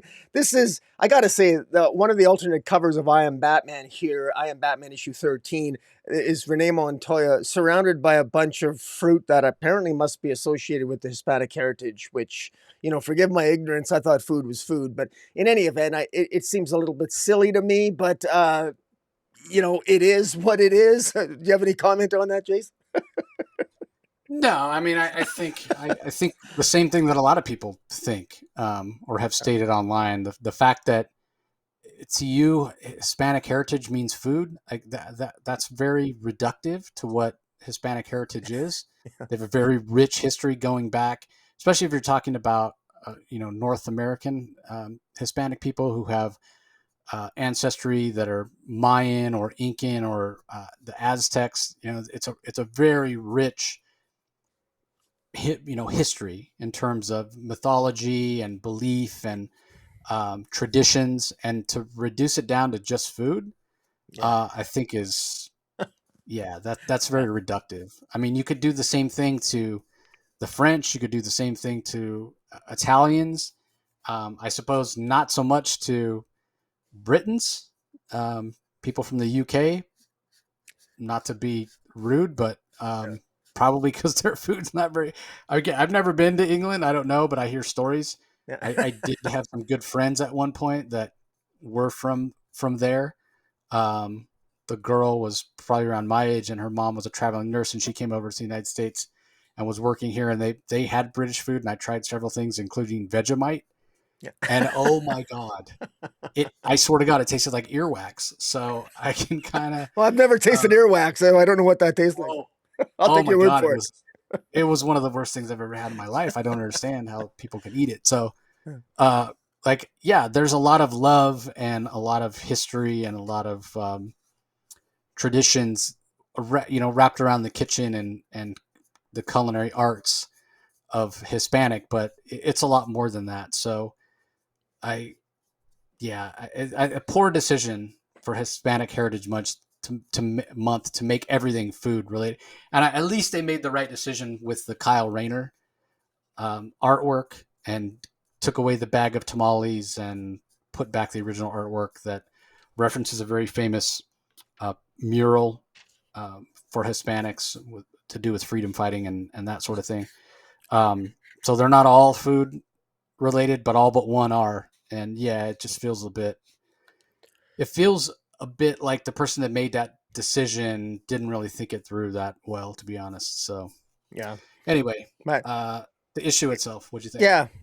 Well, the issue itself, I thought it was actually pretty good. I thought Renee Montoya in the issue as the question teams up with, of course, Jace Fox, who is the Batman of New York City, and this issue essentially involves them investigating Detective Keenan, who they believe to be a corrupt cop and responsible for the death, ultimately the death of Anarchy and another officer by the name of Danny Chan. And throughout this issue, uh, the dialogue, it's very dialogue heavy. The purpose of the dialogue is to sort of establish, Jace seems to be, and this is the highest, the best compliment I can give, and maybe it's too generous a compliment, but the Jay seems to be learning something, dare I say, from the question, because Renee seems to be very good. Renee Montoya is better at reading people than Jace is. Jace seems to have a little bit of a chip on his shoulders. He's not good at reading people. Maybe he's still filled with a little bit of anger, but he's really not good at reading people or reaching them. And Renee Montoya, I mean, she's called the question after all. She's really good at asking questions of people, and she's got a very good instinct when it comes to people. And she's basically telling Batman, saying, "Look, why don't you just ask this Detective Keenan if he had anything to do about Jace's death, and ask him about Anarchy? Maybe work on your people skills a little bit, because when the Batman of Gotham City interrogates, he's got a certain method that works. Jace is still working on his people skills, whether you use fear or manipulation or whatever, you gotta figure out a better way to maybe get some answers." And so clearly that's what's going on in that respect. Now, meanwhile, the other thing that writer John Ridley is doing here that I think is quite well, he's continuing to develop the characters of the Fox family. And this issue focuses on Tiffany Fox. And Tiffany was the one that she was actually paralyzed for a while. In fact, Tiffany is the one, she's slowly recovering, and she's in school. And one of her friends by the name of Kaylin is being sort of sucked into becoming a gang member. And she doesn't want her friend to do that. And part of that is part of the issue is Tiffany's, she seeks the advice of her mother and her brother Jace. And Jace is a little bit, Jace kind of has a bug up his chimney, and she doesn't get a lot of great advice from him. And the mother tries to help her through it. But ultimately at the end, Tiffany ends up being confronted by another gang member telling her to stay away from Kaylin. She's going to become part of the gang now, mind your own business. And so there's that going on. And what I find really kind of interesting, but a little bit kind of a criticism is that this Tiffany, who is basically a recovering paraplegic for God's sakes, she dons a jumpsuit and suddenly we're to believe that she knows how to fight and she's going to be like a crime fighter and she's going to take on the gangs of New York City. I mean, this is ridiculous, but I know it's a comic book, of course, and I know it's a Batman comic especially, but this just seems like a little bit of a stretch. But I can get a lot of pushback because Lord knows Bruce Wayne has a bunch of family members that like to hop, have their nocturnal activities are all the same, hopping from building to building. I just thought this was a little bit hard to believe. This recovering paraplegic is suddenly going to be hopping around, trying to save her friend. But that's part of her characterization. She desperately wants to give something back. She wants to help people, and that's part of her character. I think it's a little bit overplayed, but I'll give Ridley some props for exploring that. As far as the main story itself, Jason and the question do manage to interrogate Detective Keenan. Detective Keenan does appear to be guilty at first, but then he reveals that Danny Chan was actually an undercover cop, and so we still don't know who killed Anarchy then, because that's still a mystery. And so, um, basically, this issue ends with again with Tiffany donning this jumpsuit, being the next, I don't know, mini Robin, maybe. Who knows? Maybe she's going to be, Jace Fox's Batman's Robin. Who knows? And we still don't know who killed Anarchy. So that mystery's building. So overall, here, the character work continues to build here. Again, the jury's still out in terms of how I feel about Tiffany maybe being a next potential Robin, although it's maybe kind of cool. She's a little bit more likable than Damien was at certain times, so maybe there's that. But I can also see her getting a little bit annoying if she doesn't, if she doesn't reel it in a bit, because she seems to be a little bit overzealous. She reminds me a little bit like Stephanie Brown was early on. Stephanie Brown was so overzealous it ultimately led to her being killed by Black Mask. And so I worry about Tiffany biting off more than she can chew at the end of this issue by donning that sweatsuit and hopping around buildings. But what do you think? Well, wasn't it Tamara that was hurt by What Ratcatcher and was the one that was was it? Was right? it Tammy? Okay. Yeah, it was If Tammy. Yeah, so well, that's why she's my got the cane when she's sitting there talking to Tiff. Yeah, I don't think Tiff was ever the one that was hurt. Be okay, that but as it may, my criticism still stands. I just yeah, got the name yeah, wrong, but yes, 100%. Why yeah. is it that all these young people in the bat orbit are all have the ability to leap from buildings and swing on cables and whatever? Why? Because comics. So Uh, whatever. Um, uh, this is a bit of a setup issue, and as I mentioned when I was doing the credits, super dialogue heavy. And I guess it's been a while since we've had one of these from Ridley, an issue that's just an info dump. So I guess we were sort of due. It's also great to see Renee Montoya as the Question. We know, based on the fact that there's that Gotham City Blue Wall series coming that I mentioned earlier, that she's not going to take the job as commissioner of New York City Police Department.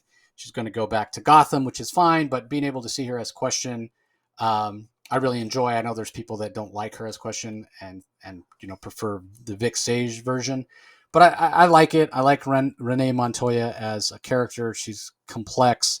She's interesting, and I like that she's calling Jace on his crap. Basically, like at the beginning when they're talking about Detective Keenan, and Jace is like, "Well, I just know." She's like, "Dude, you need proof. Like it doesn't work like that."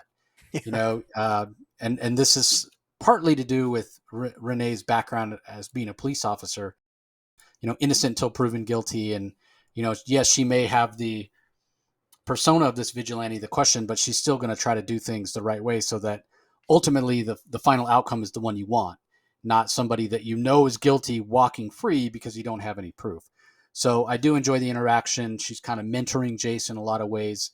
Um, Jace is sort of up his own butt in this issue, especially when he's talking to Tiff about what's going on. I do like that Ridley's bringing that up in terms of being able to save somebody, and he goes back to that theme time and again here in this issue, where Tiff's even at the center that the Fox family has has founded that's supposed to help people.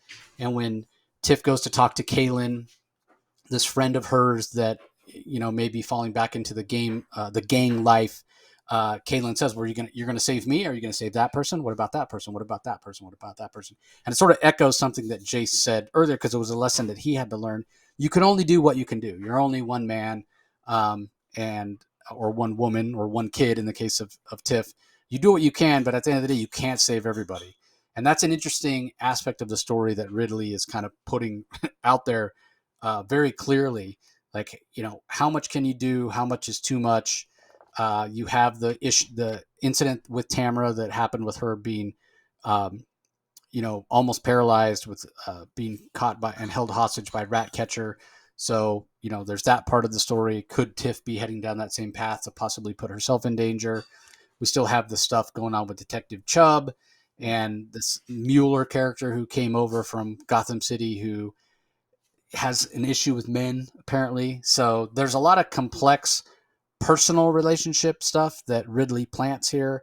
It makes sense with what his background is as a screenwriter and whatnot. These characters are real. They're flawed. They're faceted.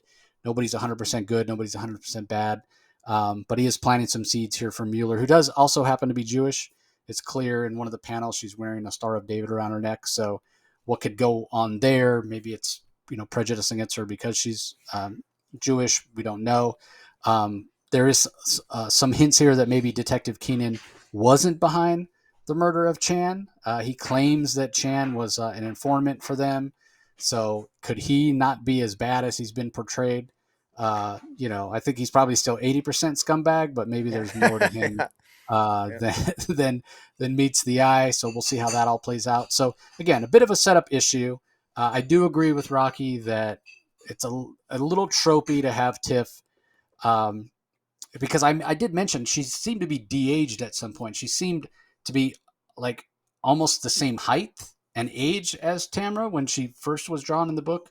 Maybe Yeah. that was an editorial mistake. Maybe that was just a mistake that the uh, initial artist on the book made, and then Ridley was like, "No, we need to make this change because she's about to become maybe Jace Fox's version of Robin." I don't know, but if there's anything that I don't like about the story, it does seem a bit tropey to go there. And I probably can, and it's I know this is superhero comics, but it does kind of stretch the realism of it. As Rocky's fond of Yeah. saying, it lacks verisimilitude in some ways. But Yeah. but I do, and I am enjoying this series, as I've said many times before. As soon as it got out of Gotham, got Jace Fox out from under the shadow of Bruce Wayne, I feel like this series has really kind of hit its stride. Also, the Christian Duce art is fantastic, along with Edward Panseca and Julio Ferreira. It really was hard for me to tell who did what pages. So that's a credit to both artists that it works on that level. The colors are fantastic, also. So all right, up next we have Batman Urban Legends. 5 stories this time. Really long issue. Like, it felt longer than usual. 70 pages, 68 pages. So I'm not sure if that's how it usually is. But Signal and the Outsiders Part 2, which feels like a full length story. A little bit of a shorter story. Batman, Tiny Hands in the Dark. Then a very short story by Joey Esposito called Batman and Two-Face in Call It, with art by Mikhail Yanin. Then a continuation of the Pennyworth Files, Chapter 2, and then Batman and Killer Croc in Leatherbound from Brandon Easton, which also was a full-length story. So I'll go through them really quickly. The Signal and the Outsiders, written by Bratton and Thomas, Alberto Jimenez Albuquerque on art, John Kalis on color, Steve Wands on letters. I liked the first part of the story a lot more than Rocky did. Definitely focuses on the Signal. Definitely focuses on the Outsiders, which Brandon Thomas has written a lot of this version of the Outsiders. And we've talked in the past about, or at least I have, about how great I like this new iteration of the Outsiders. You've got the Signal, you've got Black Lightning, you've got Metamorpho, you've got Katana, and that fifth person that's a member of the Outsiders rotates, whoever happens to need help. This time it's sort of flipped on its side because Batman, it's Bruce Wayne who's the fifth member this time. He doesn't necessarily need help, but what we saw in the first part of the story is that he apologizes to Duke Thomas, the Signal, who's been kind of burning the candle at both ends to the point of exhaustion, and the point of making mistakes when he's out there, which is, kind of a life and death situation. And Bruce apologizes for never having solved the problem with Duke's mother, when she was infected with the Joker toxin way back at the end of Scott Snyder's run of Batman. So he joins the Outsiders. He says, we're going to work on this case until it's resolved. And we do get the resolution of this in this particular issue. I won't get into the details. I did enjoy it. And part of what I enjoyed the most, I've talked before about not being the biggest Duke Thomas fan because he feels very vanilla to me. There's not really any hook or any point of reference for me to relate to him. But what happens at the end of this issue, at once his mother has been rescued, he shares with her the fact that she's the signal. So throughout this two-part story, the whole story has been narrated by Duke Thomas himself with these yellow dialogue boxes. And what we find out at the end is this has been Duke sort of keeping a journal, and then he shares that journal with his mother when she's in the hospital recovering. So um, I did really enjoy that. It's sort of a weird place to end though, with the final panel being her holding this tablet, and the first line is "Dear Mama, there's a part of me missing." There is a part of me missing was the first line in the first panel of the first part of the story, and then it ends, and you see Elaine Thomas holding this tablet, reading this, and there's a tear coming down her eye. So clearly very emotional. Interesting place to end.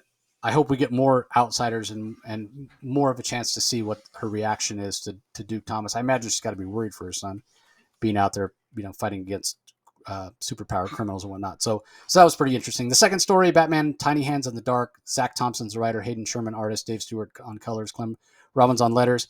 It's a ventriloquist story where he's trying to get out from under Scarface, the normal puppet he uses or dummy he uses, and it's kind of interesting. It's kind of creepy and kind of weird, which you sort of expect from Zach Thompson. So I guess it works on that level. I really did enjoy the Batman Two-Face story from Joey Esposito. Again, it's very short and just kind of focuses on who Two-Face is and why he might be going leaning toward redemption. We've talked about that. I've talked about, I think I asked you last time we did a Task Force Z issue, like when did he start to try to redeem himself? Why? Yeah. I know he was in Detective recently, so this kind of talks about that, the weight of the coin and whatnot. So Joey Esposito, he's been doing a lot of work lately for DC and a lot of these anthologies, and I think he did a fantastic job on this. Plus, the art by Mikel Union is great.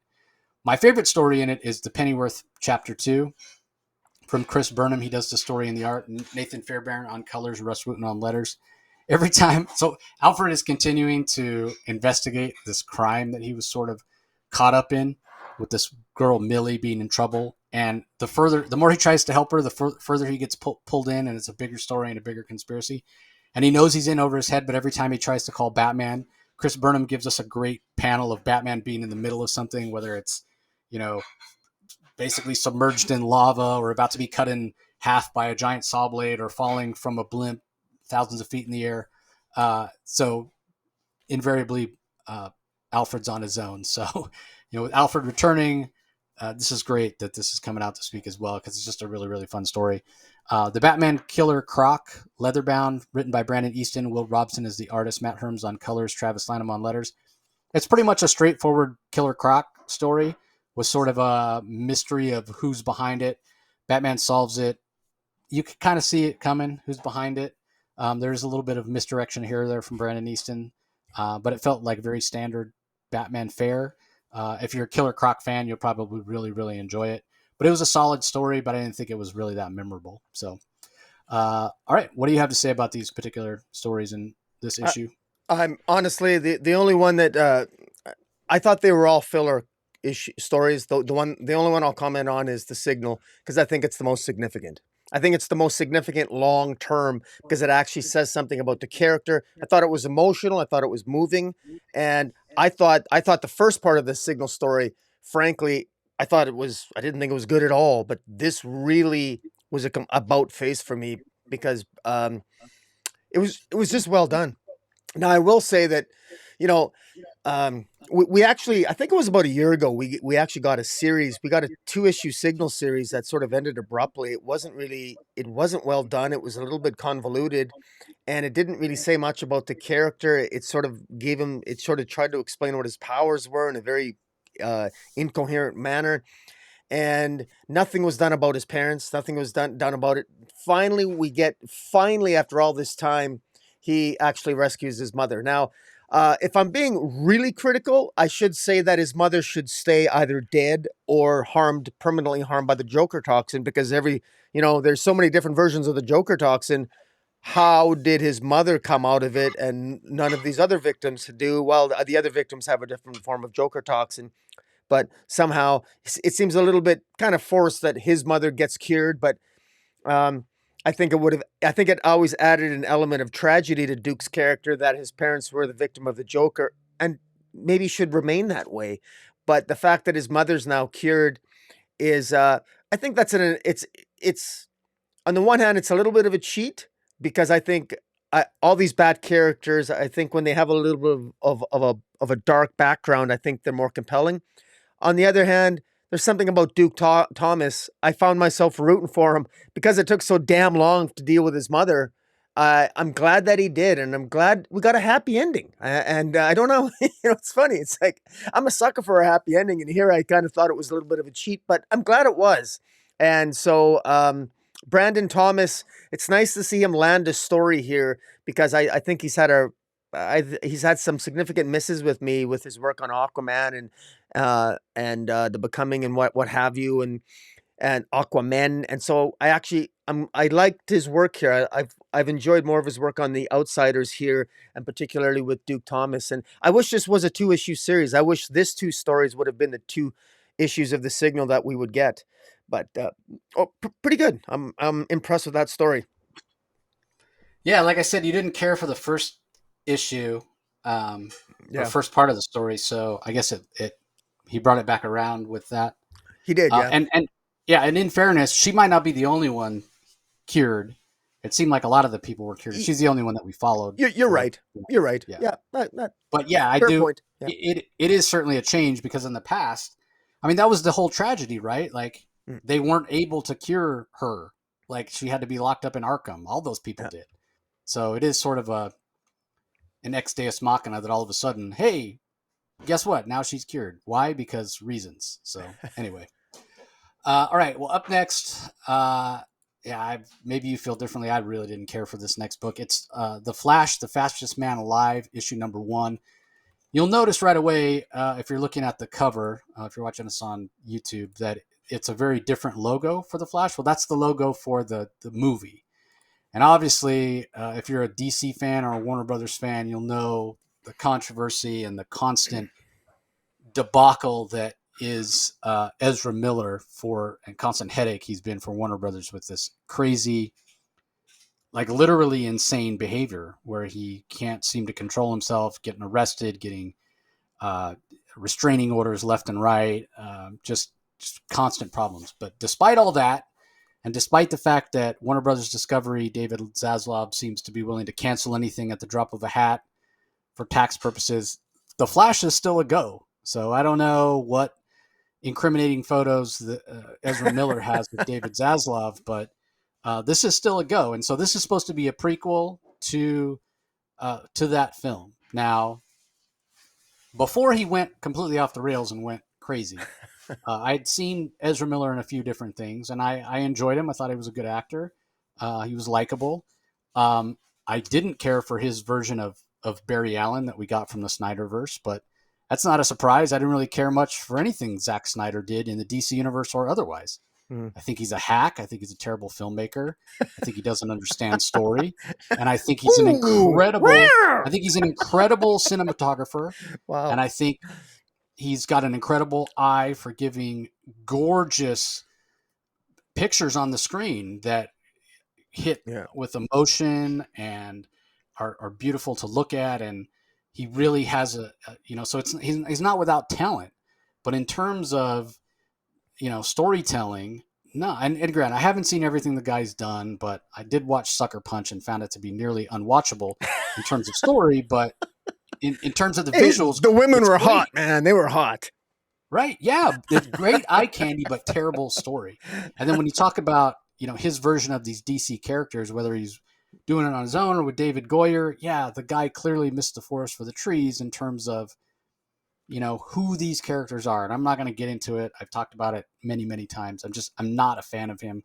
And I think it set an extremely dangerous precedent, sort of like negotiating with terrorists to give all the crazy, toxic Snyder fans what they wanted with this Snyder cut, which was just Well, bloated and yeah. okay, 2 hours of a bad movie. Now I've got 4 hours of a movie. It's still bad, whatever. And Warner Brothers Discovery, to their credit, has come out and said it was a mistake to give into that as well. There shouldn't be any more Snyder stuff. So all that to say, I did not like the version of Barry Allen that we got in the movie. Were there some funny moments? Did Ezra Miller do a good job with what he had? Yeah, you could make that argument, but to me, it's just not. I mean, already, I think there's a lot of people that have an issue with Barry Allen. They think he's boring, and that's why Wally West is so popular as the Flash. So when you talk about doing a version of Barry Allen for a wider audience, it needs to be something interesting. It needs to be something different and have a hook more than just, okay, we're going to decide to make Barry Allen this socially awkward character who doesn't have any friends and sort of lean into some tropey stuff about, autism or somebody on the spectrum or whatever. Like, not only boring and reductive to the character, but a little bit disrespectful in a lot of ways. So again, didn't like that version at all. Now we're getting that version in a comic to sort of set the tone or set the story up for the new movie, which I'm going to have a hard time going in and watching that movie. Every time Ezra Miller is going to be on the screen, all I'm going to be thinking in the back of my head is this crazy and insane behavior that the guy's exhibited for the last year and a half. So, I mean, I'm of the opinion you'd cut him out of the movie. Again, I don't want to take money out of anybody's, or bread out of anybody's mouth or money out of anybody's pocket, but the guy sort of did it to himself. And if you're willing to give Zack Snyder $70 million to double the length of Justice League, basically, why wouldn't you, fix this atrocity? The answer is, like I said earlier, Warner Bros. Discovery is making every decision in the interest of saving money. So it's total corporate speak and a total cop out and irresponsible in my mind, to not cut Ezra Miller out and reshoot his scenes with a different actor, recast the role. But again, all Warner Brothers Discovery cares about is the bottom line, and it's cheaper to just release it. But what does it say to all the people that have been harassed or have had their life negatively impacted by Ezra Miller, that because he's an actor and because he's in this movie, because he had this role, he's more important than you? Like, he's not receiving the same level of punishment. His life's not negatively impacted. He gets to go and make, whatever amount of money he gets to make from this movie just because he's famous and because he's an actor. Again, bad precedent all around. And in my opinion, DC shouldn't have even released this comic, and it would have been, how can I put this? It wouldn't have been missed, if you know what I'm saying, because there's not really much here. It Yeah. wasn't particularly interesting. I get it. Like, you're writing a comic about this version of Barry Allen that's not particularly interesting either. Yeah. So, the creative team, I feel like they sort of had a really, really hard job to make this version of the Flash interesting. Um, and and the They art is not my failed. favorite They failed. style. They failed. Yeah. The story's This is kind of boring. boring. This is Yeah, really boring. that's the word that immediately springs to mind. Boring. There's nothing memorable about it. I didn't think the art was particularly good. I will say that the storytelling was solid, um, but the art style from Ricardo Lopez Ortiz is only okay. This is written by Kenny Porter, who's done some anthology work recently for DC as well, and frankly, his other stuff has been better than this. Because again, this just Yeah. it's boring. But I really feel bad for Porter and Lopez Ortiz because again, this was an impossible task, to make this version of Barry Allen memorable, and they got this assignment. I'm assuming a long time ago, like before all the crazy stuff with Ezra Miller happened. I just feel bad for them that their names are even associated with this. Fajardo Jr. does the colors. The colors are fine. Steve Wands does letters. Letters are fine. But yeah, like setting aside the whole insanity of Ezra Miller and the sort of inherent problems of that, like if none of that had happened and I was just talking about this book in a vacuum, yeah, the word I would say was, yeah, it's boring. So what'd you think? Well, let me just talk more about the specific plot of the comic itself. It's actually not necessarily that bad, and that if it deals with the Flash. If you think of the Snyder version of the Flash, and I won't comment about. Look, I didn't mind the Snyderverse, but I'm glad it's past this. Okay, it is Snyder is what Snyder is. We don't need to. Your comments. I neither agree nor disagree. At this point, really. Having said all that, the Snyderverse Flash is one that wasn't particularly competent and he wasn't a very good fighter. If you recall, in the movie, Flash really looked to Ben Affleck's Batman, for guidance. He didn't even know how to rescue anybody, and Batman told him, go one at a time, one at a time. I mean, the Flash is an idiot in the Snyderverse. And this Flash really continues to be an idiot in this story. So, in that respect, writer Kenny Porter actually got it pretty right.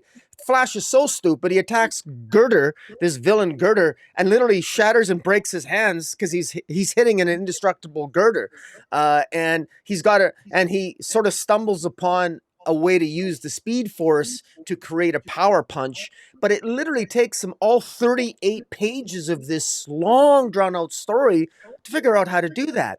And so there's a lot of superfluous sort of dialogue here, and I gotta say, this is definitely more of Ben Affleck's Batman. So when you're reading this, I'm so used to comic book Batman that this doesn't sound like Batman to me. But when I think that this is Ben Affleck's Batman in this story, it makes more sense to me, because the Ben Affleck Batman in the Snyderverse Batman was more accommodating, was more helpful to the Flash to try to help Flash through and become a hero in the.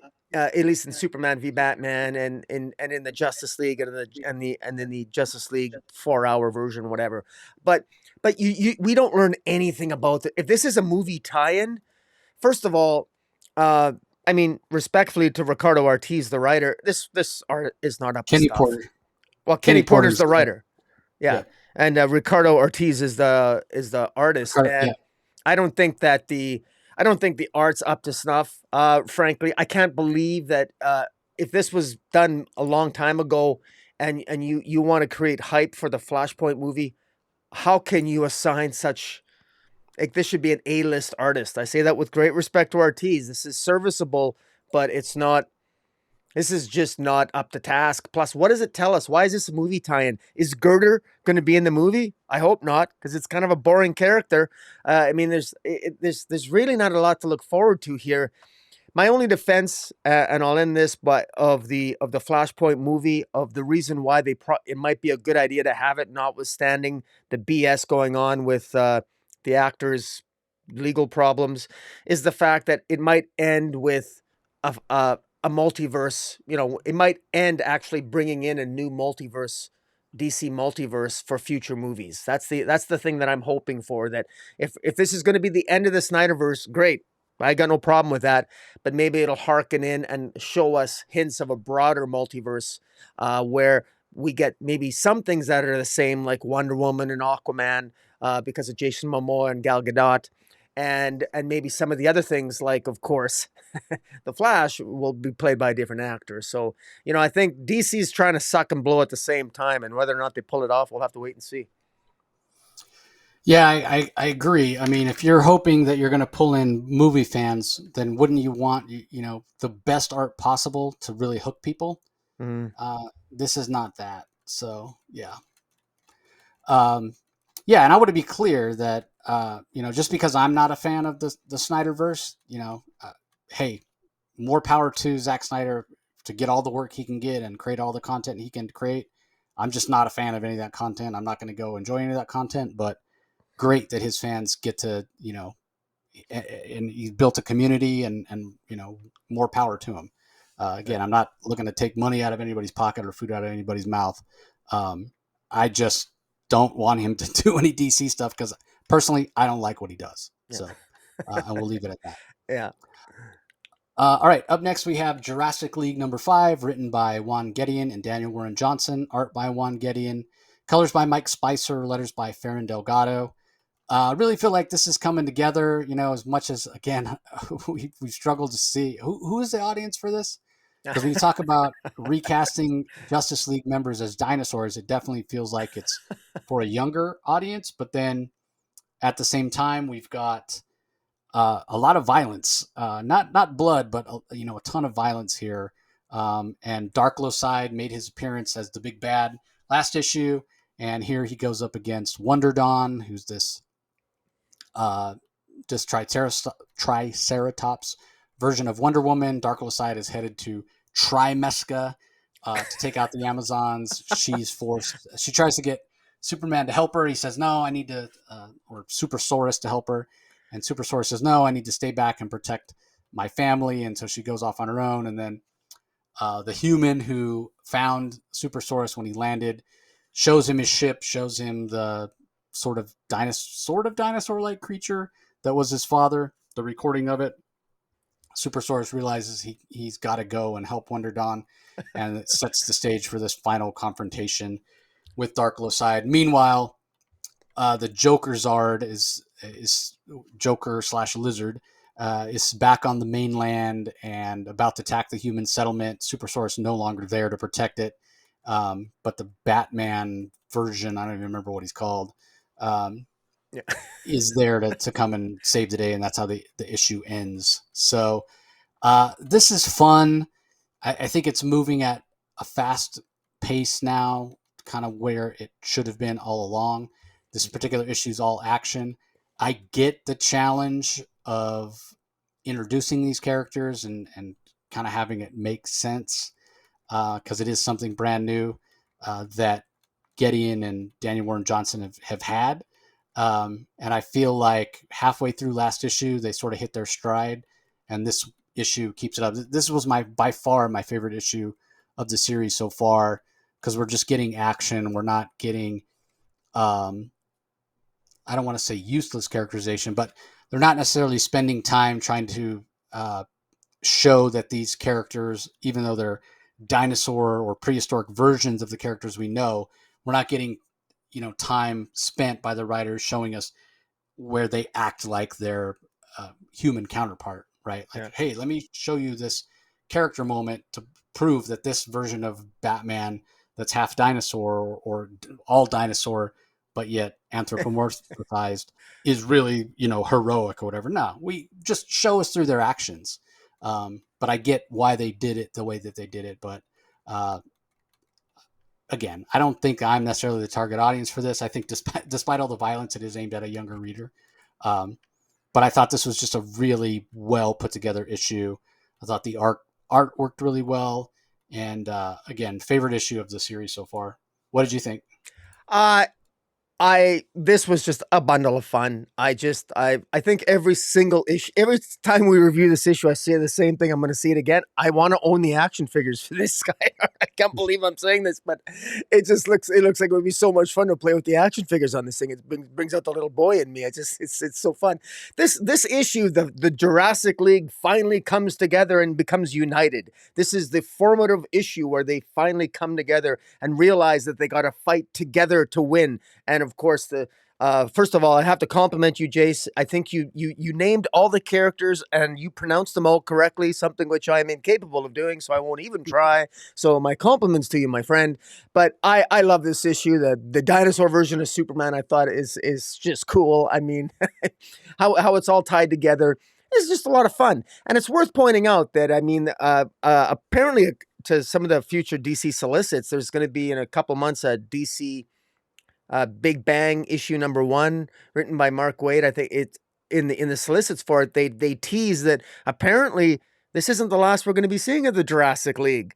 Like, so we're going to be seeing more of this now. I don't know if that's a good thing or a bad thing, but we're going to be seeing more of this, and clearly, maybe we're getting some hints in terms of the different eclectic in iterations of the Justice League that we're going to be seeing in the DC universe post Dark Crisis, whether we like it or not. But I like this Daniel Warren Johnson kind of style of art. I think it has its place. Of course, I loved his Dead Earth, Wonder Woman Dead Earth. That's one that'll always remain, at least until future notice, my probably my favorite Wonder Woman story, or Elseworlds Wonder Woman story. And so I really like this. This is a lot of fun. This is on the one hand, it's funny how you and I, we talk about Batgirls and maybe how that's written to a younger audience. And then here I turn to Justice League, and clearly this is written for a younger audience. And yet I'm having so much more fun when I read this, only because it's not trying to be something it isn't. It embraces its tropes. It embraces its stereotypes. It embraces the absolute insanity of it. I mean, and it's not trying to reinvent the wheel. The wheels just happen to be dinosaurs. So it's fun, and it is what it is, and it doesn't pretend to be something it's not. So I think I'm picking up every issue of this series. Yeah, I'm not buying the physical copies, but yeah, it Yeah. it is enjoyable, and I don't know if I would buy a Supersaurus figure. I would have to see it first. Well, Maybe if McFarlane did it, I probably would. McFarlane toys yeah, I hopefully might do have to that. see it. Might have to see it first before I commit. So anyway, on to the last individual issue for this episode: Wonder Woman 791, Feral Part One. Michael W. Conrad, Becky Cloonan on script. Marguerite Sauvage does the art. Pat Brosso on letters. Yannick Paquette and Nathan Fairbairn on the cover. Then we've got a variant cover by Paul Pope and Jose Villarrubia. Yeah, what'd you think? Um, I've got well, first I'll just show off some. Uh, I don't mind the variant cover here. I'm not sure who does the variant cover, but it's with Cheetah, and it actually looks kind of decent. I don't mind it. I love Gilliam March does a cover with for the Harley Quinn 30th anniversary cover. I just love March. I think he brings a certain type of eclectic sensuality to his drawings, and when he draws women, and it reminds me a little bit of that Italian artist Milo Manara, a little bit, not as good as Manara, but he's sort of reminiscent of that. So I sort of like that, so I'll be picking up that alternative cover. And my apologies for those listening on the podcast. I don't know who does the cover for the fourth artist, but those watching can maybe tell me who it is. But in any event, I don't mind the variant covers here. As for the story, I've had I'm always challenging myself in terms of how I can diplomatically review this. I remain frustrated, but I will say this: this is probably, out of a series of very disappointing Wonder Woman comics over the last year, this is probably one of the slightly better ones, because we're finally getting, in my view, just maybe a little bit more interesting a plot line. Wonder Woman is basically Wonder Woman in this issue basically talks to Hippolyta. She goes to the Veil of Hippolyta. Hippolyta tells her, Hippolyta, as we know, Hippolyta felt she needed to sacrifice herself in order to inspire the Amazons to unite, while at the same time, by sacrificing herself, that allowed her to become a goddess to better represent the Amazons amongst the amongst the gods of Olympus.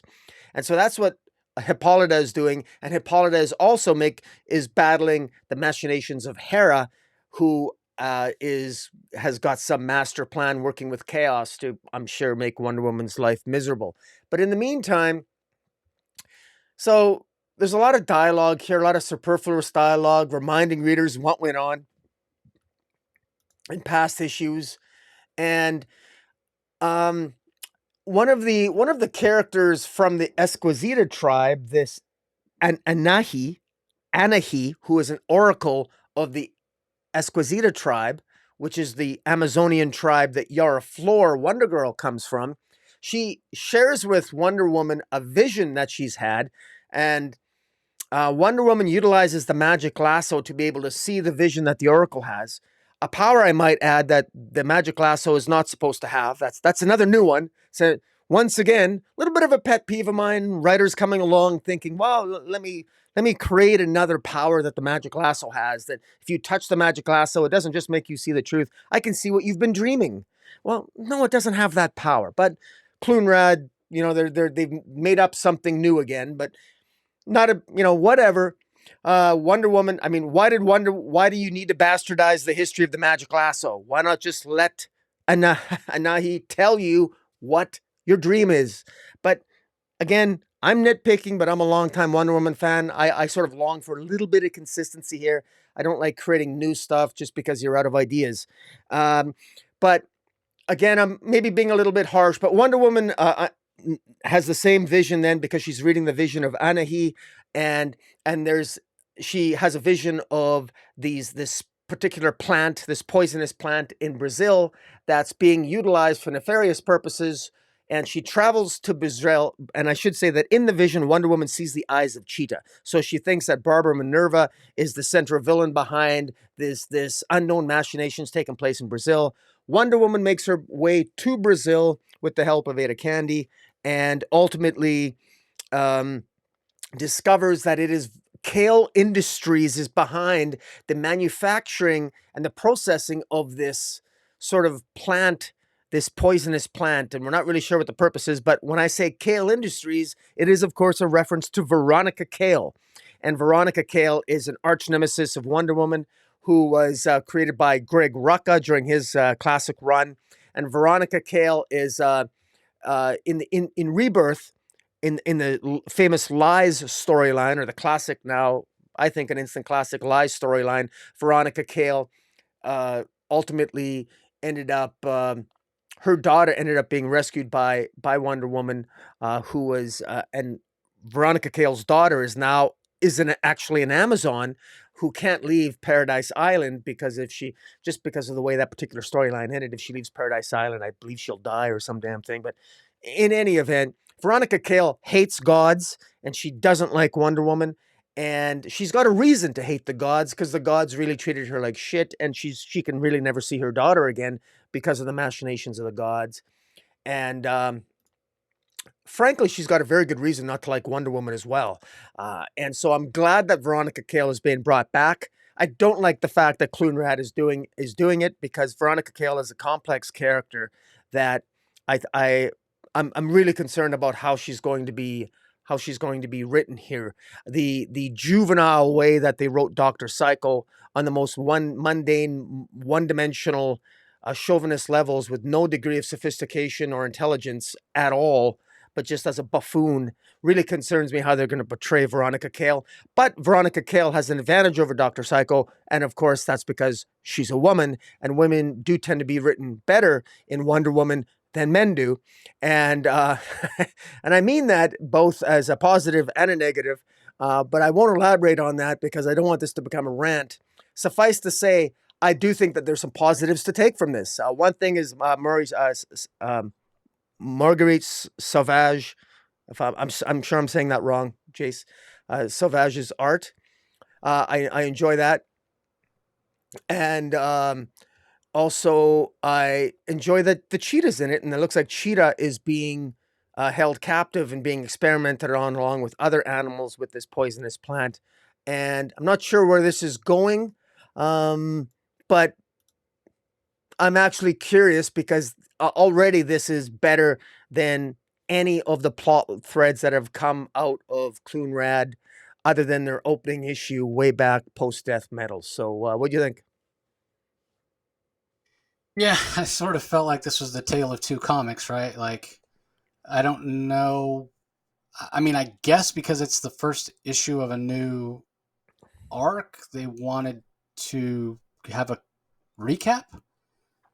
But Yeah. I found myself a little bit frustrated, right? Because one of the things that I enjoyed about the end of the last arc was that Diana came walking into the room where everybody else is, and she was sort of in. I sort of was reminded of the mod days, right, in the '70s when they took her powers away and made her very much inspired by Emma Peel from the Avengers, and I don't mean the Marvel Avengers, I mean the British show, the Yeah. Avengers, that was set in the '60s.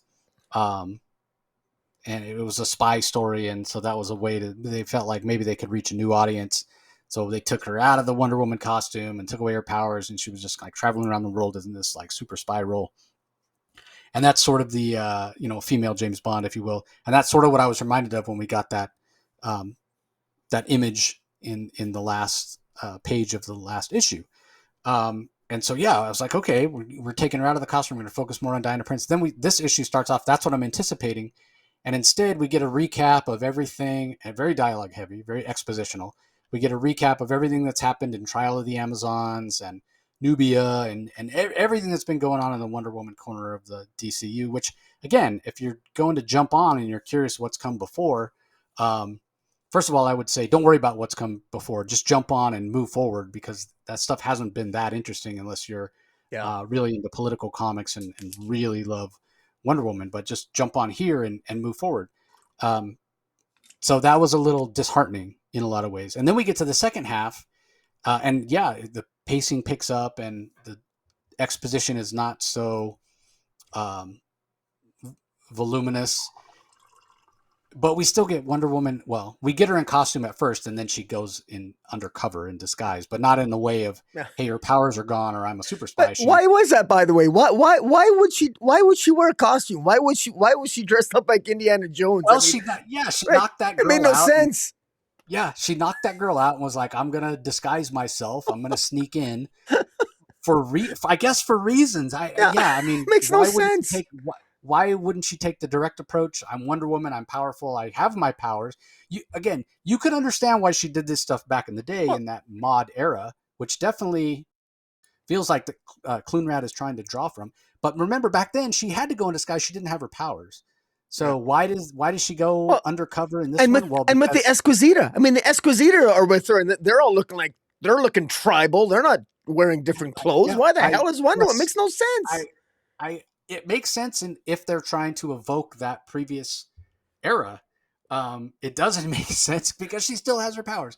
So yeah, it's a little bit problematic. But I can't answer that question. I don't understand why. It's Um, rhetorical. it does. Yeah, it does.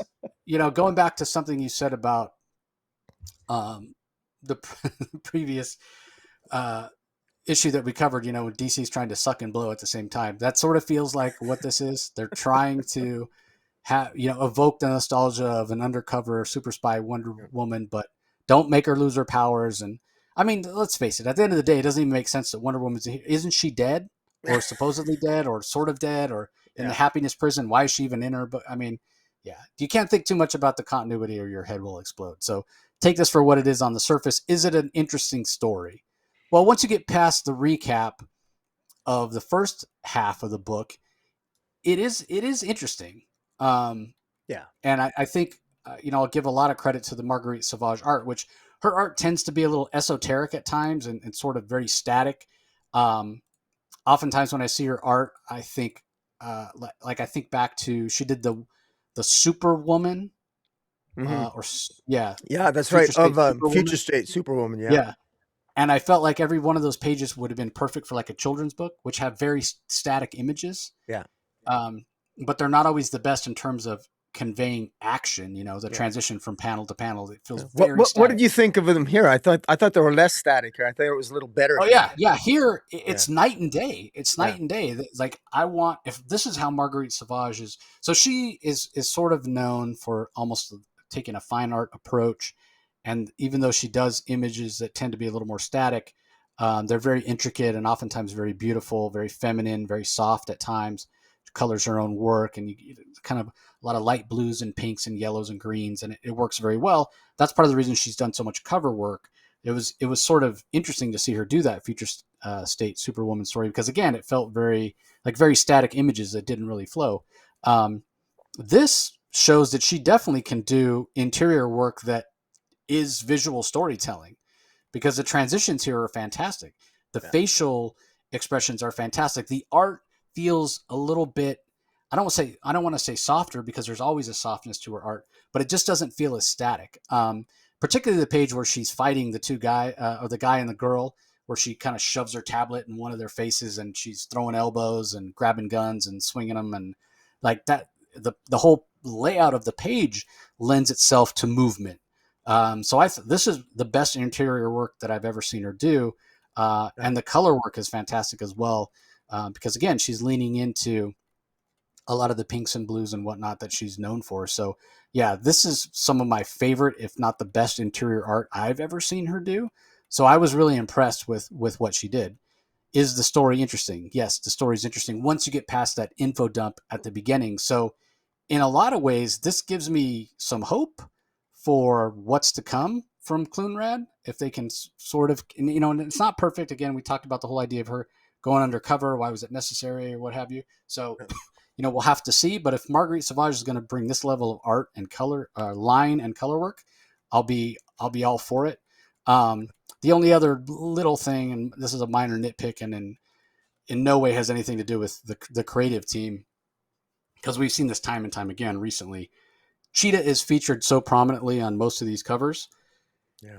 Not the Harley Quinn 30th anniversary, but the main cover and the B cover. But Cheetah Yeah. doesn't show up till the last panel. But then again, we've seen, I think it was Red X on an issue of Teen Titans Academy was featured on the cover and was Yeah. not even in a single panel of the comic. Yeah. Um, so, but based on the fact that this story is called Feral and Cheetah was featured so prominently, and we were told it was a new issue of a new arc. I was like, oh, okay, it's going to be a Cheetah story. Well, it might still end up being a Cheetah story, but I mean, we didn't get Cheetah till the last couple panels here. That I was a little disappointed in that. Yeah. So overall, I thought it was a pretty solid issue. I just questioned the need for all that info dump at the beginning. And then as far as the young Wonder Girl story at the end, young Diana, I've stopped reading those because, like we've said from the beginning, they're so incongruous to what the main story is. Main story clearly for more mature readers, longtime DC readers know the history or whatever of Wonder Woman. These young Diana stories are clearly a much simpler story. The art by Paulina Ganesha is it's art that's in very much an animation style, like a cartoon style, that would appeal to younger readers, which I think is great. I think Jordi Belair is doing a great job in terms of writing and pacing and whatnot. For she's known for her color work. She's proven herself as a writer here, meeting deadlines, that sort of thing. But I've stopped reading it because I feel like I can't really enjoy it or judge it because they're going for completely different objectives. And I find myself reading it and thinking about how simple it is compared to the more complex ideas of the main story, and I feel like I'm not giving it a fair shake. So Yeah. I've kind of just stopped reading it. Yeah. And No. if they want to do this, they want to keep doing these young Diana stories. Stop doing the backup. Put out quarterly a young Diana book, right? Because if it takes what 2.5 issues of backups to get a full 20-page comic because they're 8 pages, that would be 4 times a year. So just Yeah. put out the young Diana floppy or book, however you want to call it, comic. Just put it out 4 times a year, I think they did that or already, Jace. I think they already did. They did a collection of the first bit. I think they had well, yeah, an 80 no. page. That's no. What they did was they collected the entire first year into a trade paperback, which they could do Okay. that also. Yeah. That was going to be my next point. Yeah. They so just once a year, if you want to put this out, put it out once a year with the full 80 pages Mm. or whatever it is, 86 pages, 80, 96 pages, whatever. Put it out once a year. Here's your trade paperback. Here's your original graphic novel, original content, Young Diana. Put it out. But I know sometimes the finances don't that doesn't make financial sense, right? Like you need the monthly income, the Yeah. constant churn of whatever. So if that's the case, then you could reduce the cost of your monthly Wonder Woman comic by taking the backup out of it, so it's less pages, and putting out a young Diana book 4 times a year, so your overhead is lower. Again, granted, I know you're not going to get monthly income. You'd get that bump 4 times a year if it comes out 4 times a year. I'm sure you could make it work. If this young Diana stuff has enough of an audience that you're spending, you're paying the creators to keep making it, there's got to be an audience for it. But it does not belong in the back of the Wonder Woman book. The stories are so wildly different. It does not belong at all. Yeah. Agreed. It would fit better in like Action Comics, even, where at least you're putting in a book that has nothing to do, where you're not immediately comparing. I get why that's a challenge as well. People, I buy this for Superman. Why do I want to read about Wonder Woman? I get that. I get that as well. Yeah, Why that would be a challenge. But the answer is take the backups out of all the books. yeah. Nobody wants them. Nobody asked for them. Nobody wants them. Nobody wants to be paying an extra dollar for content they don't want. It's not good that we don't even have the choice. Yeah. So No, anyway, it makes me rant wonder. over. Just like with Future State Gotham, it's all black and white, and I don't understand why it's black and white, but they're trying to hit to a manga crowd. I'm wondering if you want to try something really out there, why not make young Diana? She's make her manga in black and white and put it out there and have I don't know, have a equivalent manga like Wonder Woman comic. Like, I mean, experiment. I mean, DC used to really experiment with stuff. I would think try something really off the beaten path like that because this just seems like the type of audience that a young Diana story told maybe a manga style, maybe that would attract, that teenage crowd that they're trying to pull more readership in because for an older established readers like you and I, clearly we have, I avoid reading young Diana just because I'm not interested in it because it's not linked to anything, nor it's just like you said, it's too artistically, visually, story-wise, it doesn't feel connected. And I don't want it to be because it looks so different. And I hate to put it that way, but that's just the harsh truth, you know? Yeah, I agree. Yeah, I, I mean, Yeah, it is what it is. I yeah, mean, they're making their decisions, and we don't have any control over that. But it is frustrating because I don't want to be paying an extra dollar when I don't read those backups. But yeah, I mean, there are rare occasions where the backups are really great. We didn't even talk about the backup in Future State Gotham, which was a reprint of Adam Hughes Batman Catwoman Slam Bradley story from 2016 that originally appeared in Batman Black and White. Now, a lot of those backups uh, in Future State have all been from Batman Black and White. There's been a couple that have been from Batman Urban Legends that they've reprinted in black and white. Um, but at least we're getting a story from back in 2016, 6 years ago, as opposed to some of the stories we've gotten in Future State Gotham that it hadn't even been a year and they're already reprinting it. Um, so at least they're reprinting something that's a little bit older. But that being said, I already own that story. I'd already read that story. It was nice to be reminded of it, and it's Adam Hughes art, so it's great to look at. But at the end of the day, I still think lower the cost, get rid of the backup. So yeah. anyway, let's talk about some of the other collections that are out today. Uh, again, Batman Day, so you're going to have a few things that are coming out this week that are a little bit different. Um, we've got the Human Target Book One hardcover, so that's Human Target. The regular series returns next week, and we already had the one shot that we talked about last week or the week before. But if you're looking to get caught up on the first six issues, the hardcover's out today. Also, Batman One Dark Knight, which was a little bit derivative from Jock, kind of like a taking of Pelham 123 or 16 blocks or whatever about Batman trying to get this prisoner from Arkham to Blackgate. It was pretty solid. Ended up being an emotional story. That's in hardcover if you're curious. Detective Comics Volume 3, Arkham Rising. That hardcover is out. Also, the Joker presents a puzzle box hardcover. That's a Joker story from Matthew Rosenberg. Harley Quinn, 30 Years of the Maid of Mischief, which collects a bunch of different Harley Quinn stories.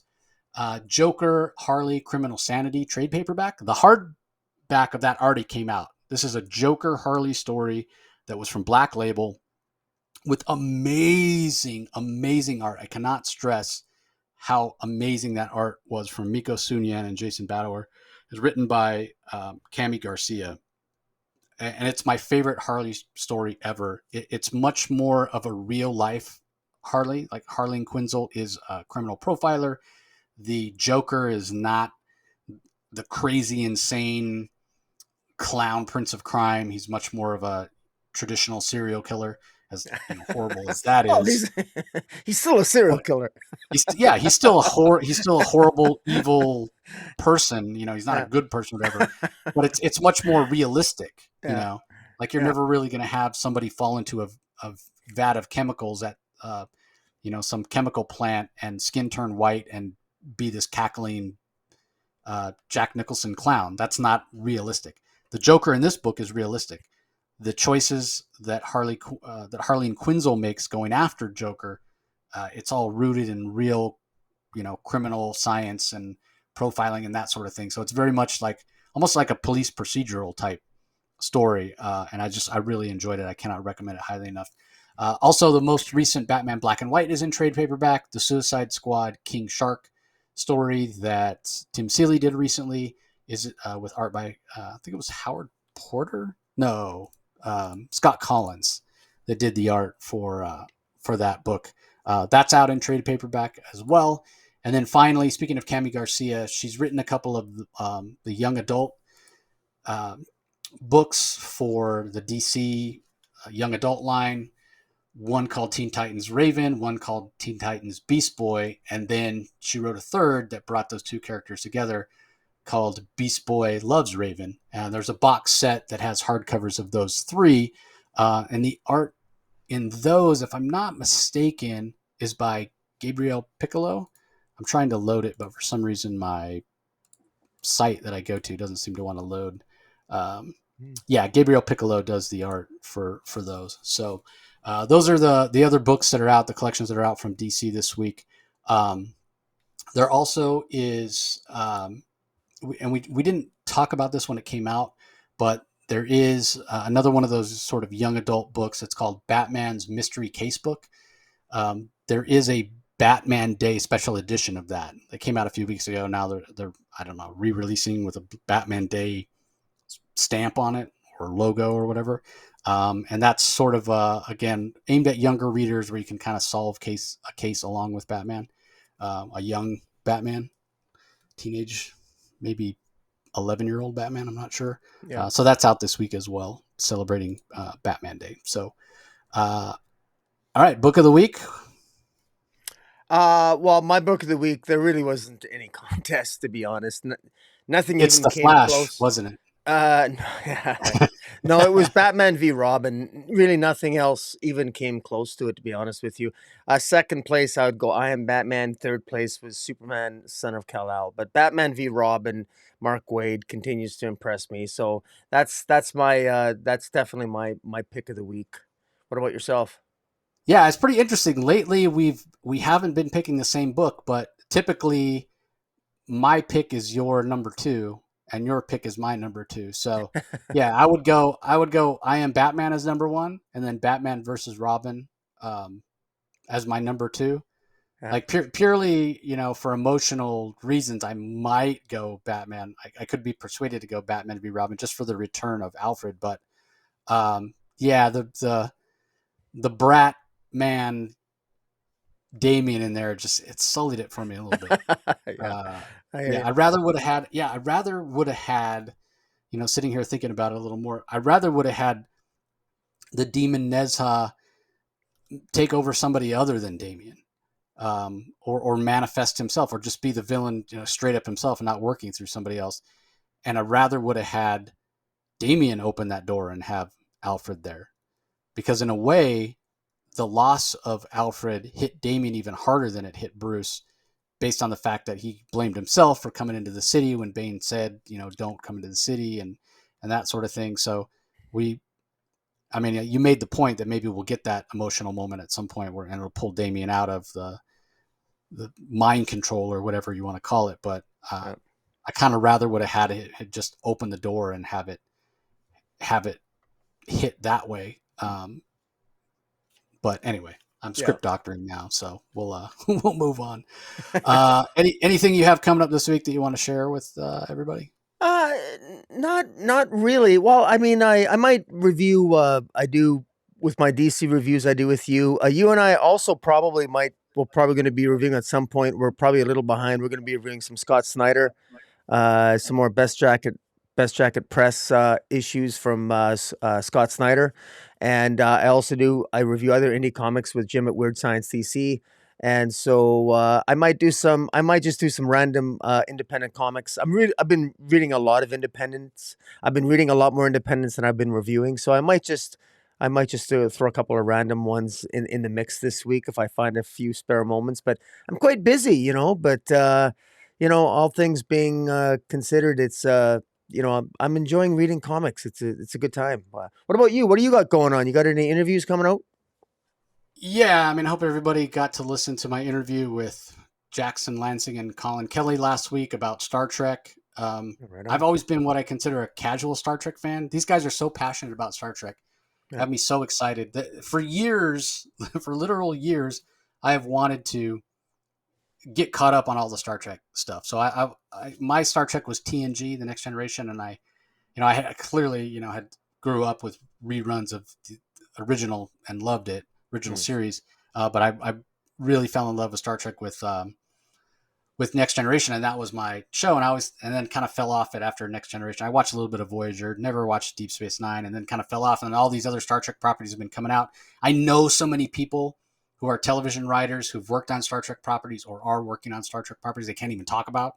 Mm. They tell me in confidence, but hey, I'm working on this new Star Trek show. Can't really tell you much. Don't say anything to the listeners or whatever.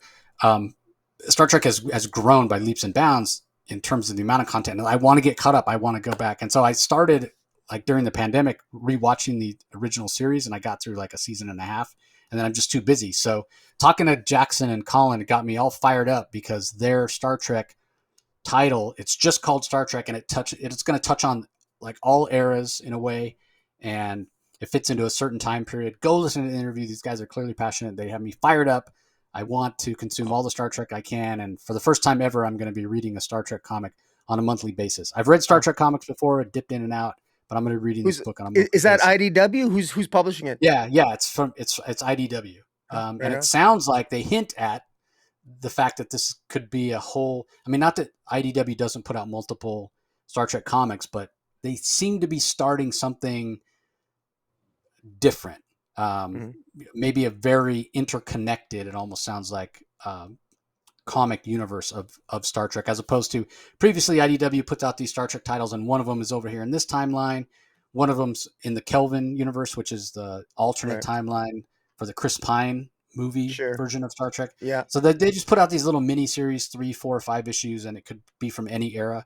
But it sounds like they're trying to start something that's really interconnected, which I find to be fascinating. Again, I want to get caught up because they are such huge Trekkies. They're pulling in so many different Easter eggs. So the bigger the Star Trek fan you are, the more you're going to get out of the series. That's not to Yeah. say it's not new reader friendly as well, because they're going to do these kind of captain's log type pages that you in on Yeah. background that you need to know. So yeah, I'm really excited for that. Go listen to the interview, and then yeah, I do have some other interviews coming up, but nothing that's set in stone that I can talk about yet or that I want to mention because some of them are out next month that I've already got scheduled. So, and then I have been releasing the Spawn Daily videos for episodes that were recorded already, and then I should have some new Spawn dailies coming up. Get back on that horse. And yeah, you mentioned it. We talked about doing it last week. Hopefully, we'll find time this week to do the best jacket spotlight for all the second issues of Barnstormers and Canary and Dudley Dotson and the Forever Machine, as well as a second issue of Dark Spaces Wildfire.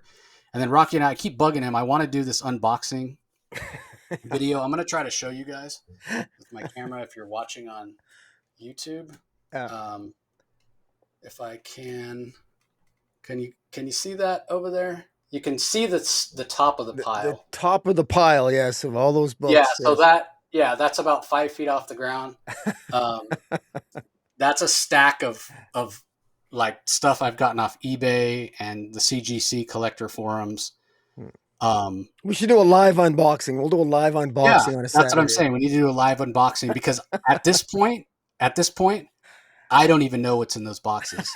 I've ordered so much stuff over the past 2 years, Uh, and then it comes in and I just stick it on the pile and say I'm going to get to it. And now it's gotten to be such a big thing. It's like I'm going to be as surprised as you guys when I open the stuff up. I just think it would be fun to do a live unboxing and go, oh yeah, uh, this is the reason I bought this. This is the reason. And there's going to be a lot of repeats, like some of the issues I probably bought like 5 of them, from various sellers on eBay just because I was speculating on it. So yeah. yeah, one of these days we'll do that. We'll crack open some drinks and we'll Yeah. unbox that. And I Yeah. want to give a public thank you to you, Chase. You got me. I did get my signed copy. It's unfortunately it's downstairs right now because I picked it up in the mailbox.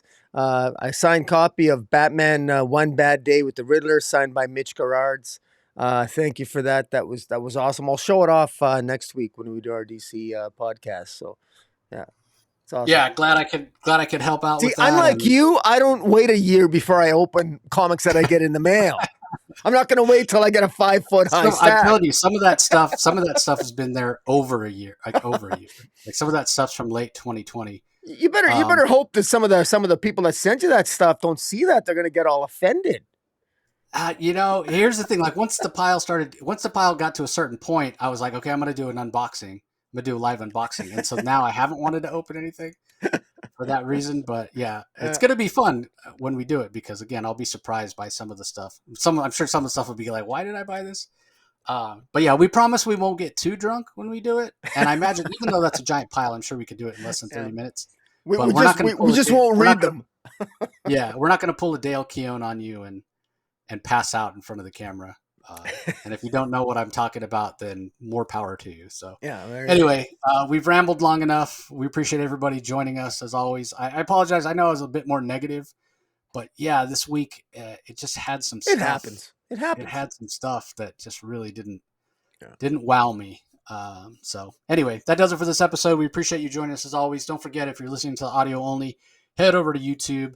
If you watch the spotlights there, you can see the great artwork and fantastic covers. You can see Rocky and my smiling face. Be sure if you head over there that you subscribe to the channel, like, subscribe, comment on the video, all that stuff. It's comic space boom exclamation point to find Rocky's channel. Conversely, if you always check us out on YouTube and you want to be sure you don't miss out on any other audio content, just go to wherever you get your podcast, do a search for the Comic Source and subscribe. So that's going to do it for this episode. We appreciate your support as always, and we'll talk to you next time. See you later.